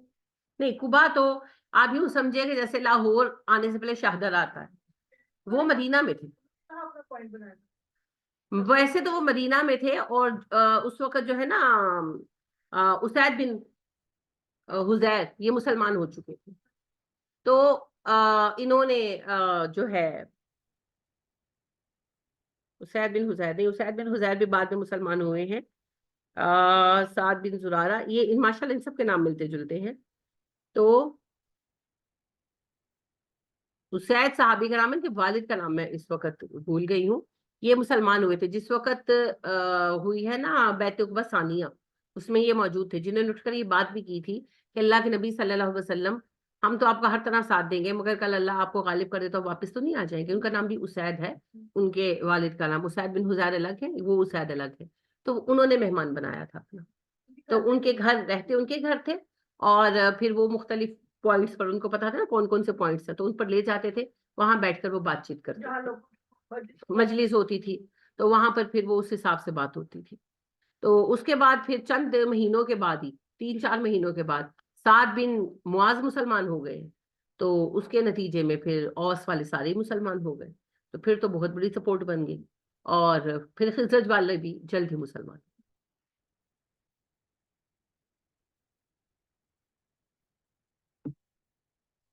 میری ایک پیاری سی بچی ہے، اسٹوڈنٹ ہے، تو انہوں نے اپنے بیٹے کا نام مصعب رکھا، ان کے میاں کا نام عمیر ہے، تو ان کو کہا گیا کہ مصعب تو بڑا مصیبتوں کو دعوت دینے والا نام ہے، مصعب کا تو مطلب ہی ہے صعوبتیں بلانے والا۔ تو کل مجھے ایک اور خاتون نے بتایا تو انعام نہ رکھو، انہوں نے مجھ سے باغی، مجھے ہنسی آ گئی، میں کہہ رہی نہیں، مصعب کا مطلب ہے مصیبتوں کا سامنا کرنے والا، مصیبتوں کو ہٹانے والا، بلانے والا نہیں۔ تو آپ ضرور رکھیں۔ تو کل ایک خاتون مجھے ملنے آئی، تو وہ اپنے بچے کو لے کر آئی، تو وہ بات کرنے لگی، کچھ پریشان تھی بہرحال، تو میں نے بچے کا نام پوچھا، تو کہنے لگی محمد ہاشم، تو کہتی ہم نے اس کا نام ابو ذر رکھا تھا، تو یہ بیمار رہتا تھا، تو ہمیں کہا گیا کہ ابو ذر جن صحابی کا نام ہے انہوں نے تو بڑی مشقت کی زندگی گزاری، تو نام ہی ایسے اثر والا ہے کہ ساری عمر مصیبتوں میں ہی رہے گا، تو لہٰذا اس کا نام بدلے تو ہم نے محمد ہاشر رکھ دیا. میں نے کہا معذرت کے ساتھ جن کے نام پر آپ نے نام رکھا نا محمد بھی اور ہاشر بھی, ان کی بھی ساری زندگی مشقتوں میں گزری ہے. نبی صلی اللہ علیہ وسلم کا نام ہے نا, آپ نے کہا نا اپنے جو 5 نام آپ نے خود گنوائے ہیں ان میں ایک ہاشر ہے اور محمد تو آپ کا نام ہے ہی. تو میں نے کہا ان کی بھی ساری زندگی مشقتوں میں گزری ہے, کہاں جائیں گے بھاگ کر مشقتوں سے. سبحان اللہ. تو دیکھیں نام میں ہمیشہ کرائیٹیریا, نام اچھا ہو, شرک سے پاک ہو, تکبر سے پاک ہو, بس, اور نام رکھتے. اس طرح کی فضول باتیں نہ رکھا کریں ذہنوں میں, یہ توہم پرستی ہے. کیا کہا آپ نے؟ ابراہیم بھی لوگ کہتے ہیں نہ رکھو, ابراہیم علیہ السلام پہ اتنی آئی حضرت ابراہیم جیسا نصیب اللہ سب کو دے. سب سے خوش نصیب لوگ وہ ہیں جنہیں اللہ اپنے دین کی راہ میں آزما لے. ہم تو بیکار لوگ ہیں, اللہ کی نظروں میں ہماری بکت کوئی نہیں ہے, تبھی اللہ نے ہمیں گھروں میں آرام سے بٹھایا ہوا. دیکھیں جی, اگر آپ کو کوئی پرابلم آ جائے, کوئی بھی دنیا میں پرابلم آ جائے, آپ کے گھر میں کوئی مسئلہ آ جائے, آپ کن لوگوں کو سب سے پہلے بلاتے ہیں؟ جن میں اہلیت ہوتی ہے. اور کن کو آپ کہتے ہیں وہ آتا بھی ہے تو آپ کہتے ہیں نہیں نہیں تم بیٹھ جاؤ. کن کو کہتے ہیں؟ جن کو آپ کو پتا تھا نکمے نااہل ہے, پریشانی کا باعث بنیں گے, تو آپ کہتے ہیں نہیں نہیں تم رہنے دو. تو وہی بات ہے, ہم اتنے نکمے اور نااہل ہیں کہ ہمیں اللہ کہتے ہیں تم بیٹھے رہو,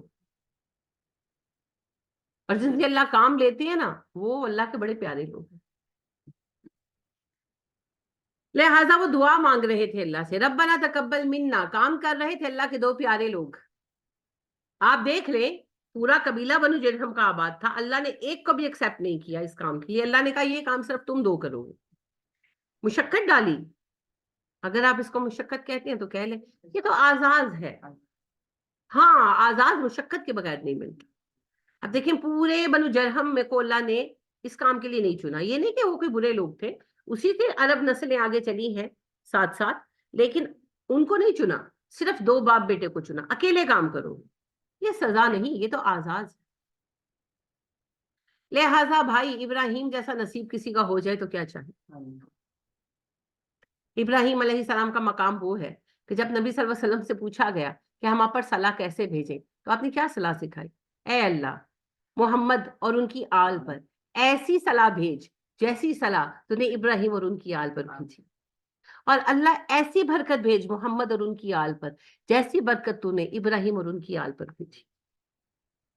تو جو ابراہیم جیسی مشقتوں سے بچنا چاہتا ہے اللہ اس پہ رحم کرے. یہ مشقتیں تو نصیب والوں کو نصیب ہوئی. لہٰذا اللہ کہتے ہیں سورہ توبہ میں کہتے ہیں ہم نے ان سے, یہ جو آپ کے ساتھ تبوک میں نہیں نکلے, یہ خود سے گھر میں نہیں بیٹھے رہے, ہم نے کہا بیٹھے رہو, مال قائدون, بیٹھے رہو بیٹھ رہنے والوں کے ساتھ, نکلنا مت. ہم وہی جو ہے نا ناکارہ لوگ ہیں کہ اللہ کہتے بیٹھ جاؤ, اور خرابی پیدا کرو گے, بیٹھ جاؤ, میں کھڑے کر لوں گا اپنے لوگ خود ہی. تو لہٰذا جنہیں اپنی دنیا سے اتنا پیار ہو کہ وہ نہ خود اپنی جان دے سکیں نہ اپنی اولادوں کی جان دے سکیں, جو اس بات سے ڈرتے ہو کہ ہم پر آزمائش نہ آ جائے جیسے ابو ذر پر آ گئی, جیسی مصعب پر آ گئی, جیسی محمد پر آ گئی, جیسی ابراہیم پر آ گئی, تو ان لوگوں کا کیا ہونا؟ وہ لوگ کچھ نہیں کر سکتے. مجھے بار بار یاد آتی ہے نبی صلی اللہ علیہ وسلم کی بات کہ جگالی کر کے جانوروں کا اگلا ہوا چارہ جتنا نکما ہوتا ہے اتنے نکمے لوگ ہوں گے. ہم وہی لوگ ہیں, اللہ ہم پہ رحم کرتے. بس تو اس وقت وہ جب مسجد بنا رہے تھے وہ دعا کر رہے تھے ربنا تقبل منا, اللہ ہماری دعا قبول فرما. کون سی جو دعائیں ہم مانگے, تو نیک کام کرتے ہوئے آپ دعائیں مانگے. جب آپ قرآن پڑھنے کے لیے آ رہے ہیں, جا رہے ہیں, خلوص نیت آپ کو یقیناً ہے, اللہ اس میں اور اضافہ کرے, تو آپ دعائیں کریں, اس وقت دعائیں قبول ہوتی ہیں. انک انت السمیع العلیم, بے شک تو سنتا ہے اللہ, تو جانتا ہے کہ ان کے تو سنتا ہے دعائیں, اور تجھے پتا ہے ہم یہ کام تیری رضا کے لیے کر رہے ہیں. ربنا وجعلنا مسلمین لک, اے اللہ تو ہم دونوں کو اپنا فرما بردار بنا دے. ومن ذریتنا امۃ مسلمۃ لک, اور ہماری اولاد میں سے ایک گروہ ہو جو تیرا فرما بردار. یعنی کہ ابراہیم علیہ السلام نبی تھے, وہ سمجھ گئے کہ ساری اولاد میری, جب اللہ نے کہا نا کہ میرا عہد ظالموں کے لیے نہیں ہے, تو ابراہیم سمجھ گئے کہ ایک گروہ تو گمراہ ہوگا ہی ہوگا. تو انہوں نے کہا کہ میری پوری اولاد کبھی گمراہ نہ ہو, ایک آدھ گروہ ہمیشہ ہدایت پر رہے. تو پہلے یہود کا ایک گروہ ہدایت پر رہا, پھر اب ہم ہیں.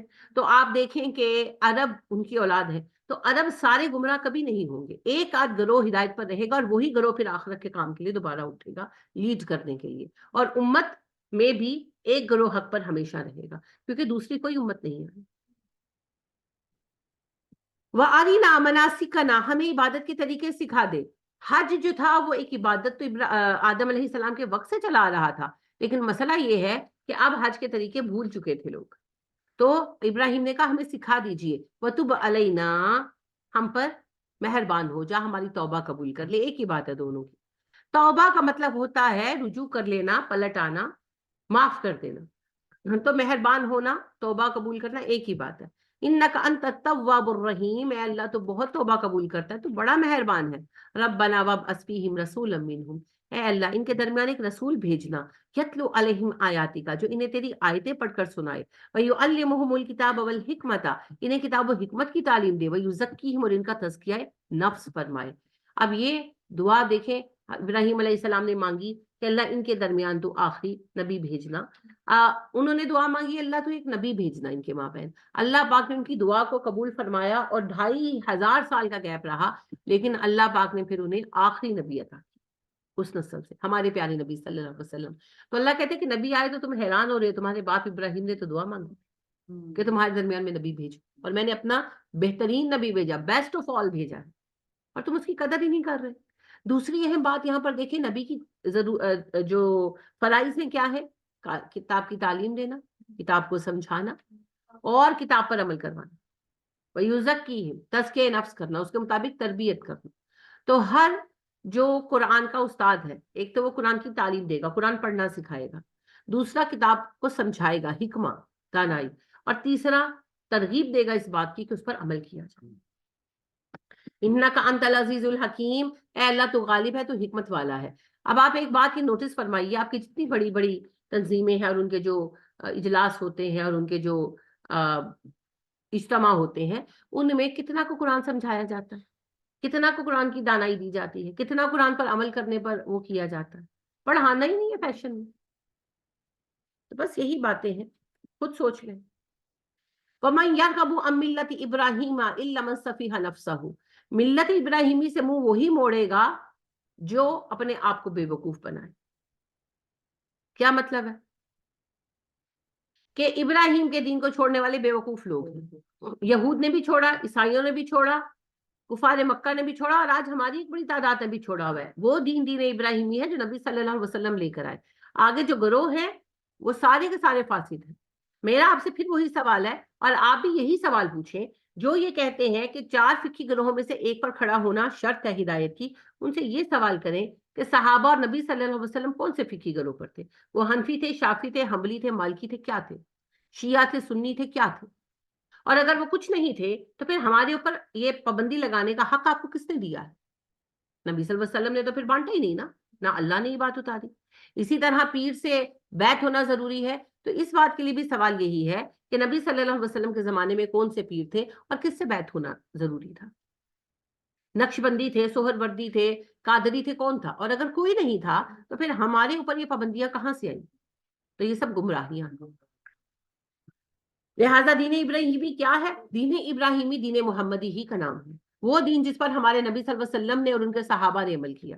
لہٰذا قرآن، سنت اور صحابہ کا طریقہ، تعامل صحابہ، ان 3 چیزوں کو دیکھ لیں، آپ کے سامنے دین واضح ہو جائے۔ وَلَقَدِ اصْطَفَيْنَاهُ، بے شک ہم نے اسے چن لیا، فی الدنیا، دنیا میں، وَإِنَّهُ فِي الْآخِرَةِ لَمِنَ الصَّالِحِينَ، اور آخرت میں بھی وہ صالح لوگوں میں شامل ہیں۔ کس کی بات ہو رہی ہے؟ ابراہیم علیہ السلام کی۔ اللہ کہتے ہیں میں نے دنیا میں بھی انہیں چن لیا اور آخرت میں بھی وہ صالح لوگوں میں سے ہیں۔ تو ابراہیم علیہ السلام کو اللہ نے دنیا میں منتخب فرمایا کس چیز کے لیے؟ نبوت کے لیے، امامت کے لیے۔ امامت اور نبوت ساتھ ساتھ ہے، بالکل صحیح، امامت کے لیے اور نبوت کے لیے۔ اور ابراہیم علیہ السلام کو اللہ نے منتخب کر لیا تو انہی کا طریقہ پھر دنیا اور آخرت میں چنا ہوا ہے۔ وَإِنَّهُ فِي الْآخِرَةِ لَمِنَ الصَّالِحِينَ، بلا شک و شبہ آخرت میں بھی ابراہیم صالح لوگوں میں شامل کیے جائیں گے۔ یعنی کہ ابراہیم دنیا اور آخرت میں کامیاب ہے، تو جسے دنیا اور آخرت کی کامیابی چاہیے اس کے لیے ابراہیم علیہ السلام کے طریقے کے سوا کوئی آپشن موجود نہیں ہے۔ وَإِذْ قَالَ لَهُ رَبُّهُ أَسْلِمْ، جب کہا ابراہیم سے اس کے رب نے فرما بردار ہو جا، قَالَ أَسْلَمْتُ لِرَبِّ الْعَالَمِينَ، اس نے کہا میں رب العالمین کا فرما بردار ہوں۔ माशाअल्लाह। यानी अल्लाह पाक कहते हैं कि इब्राहिम का हाल ये था कि जब उसको कोई हुक्म दिया गया उसने कबूल किया। और तुम लोग एक ला इलाहा इल्लल्लाह पर खड़े नहीं हो पा रहे, आज भी यही हाल है, ला इलाहा इल्लल्लाह पर खड़े हो पा रहे हैं।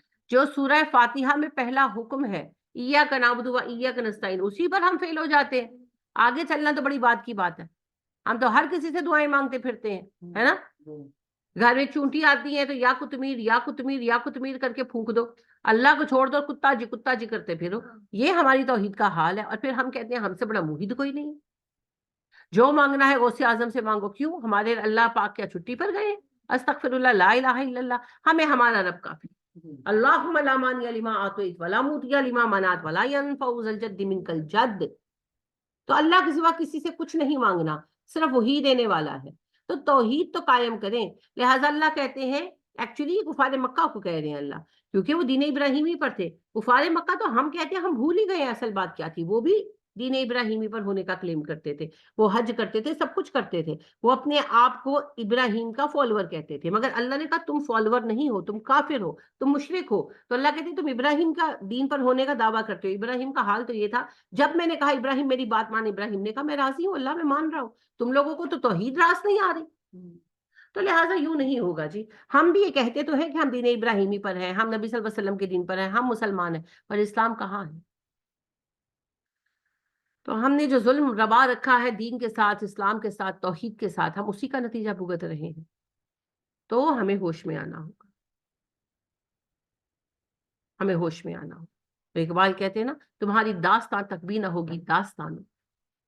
तो इससे पहले कि हम पर अल्लाह गजब ना हो, हमारी दास्तान भी मिट जाए, हमें होश में आना। ठीक है, अल्लाह हम पर रहम फरमाए, आमीन। सुब्हानक अल्लाहुम्मा व बिहम्दिका व नशहदु अल्ला इलाहा इल्ला अंता व नस्तगफिरुका व नतूबु इलैक। अस्सलामु अलैकुम व रहमतुल्लाहि व बरकातुहू।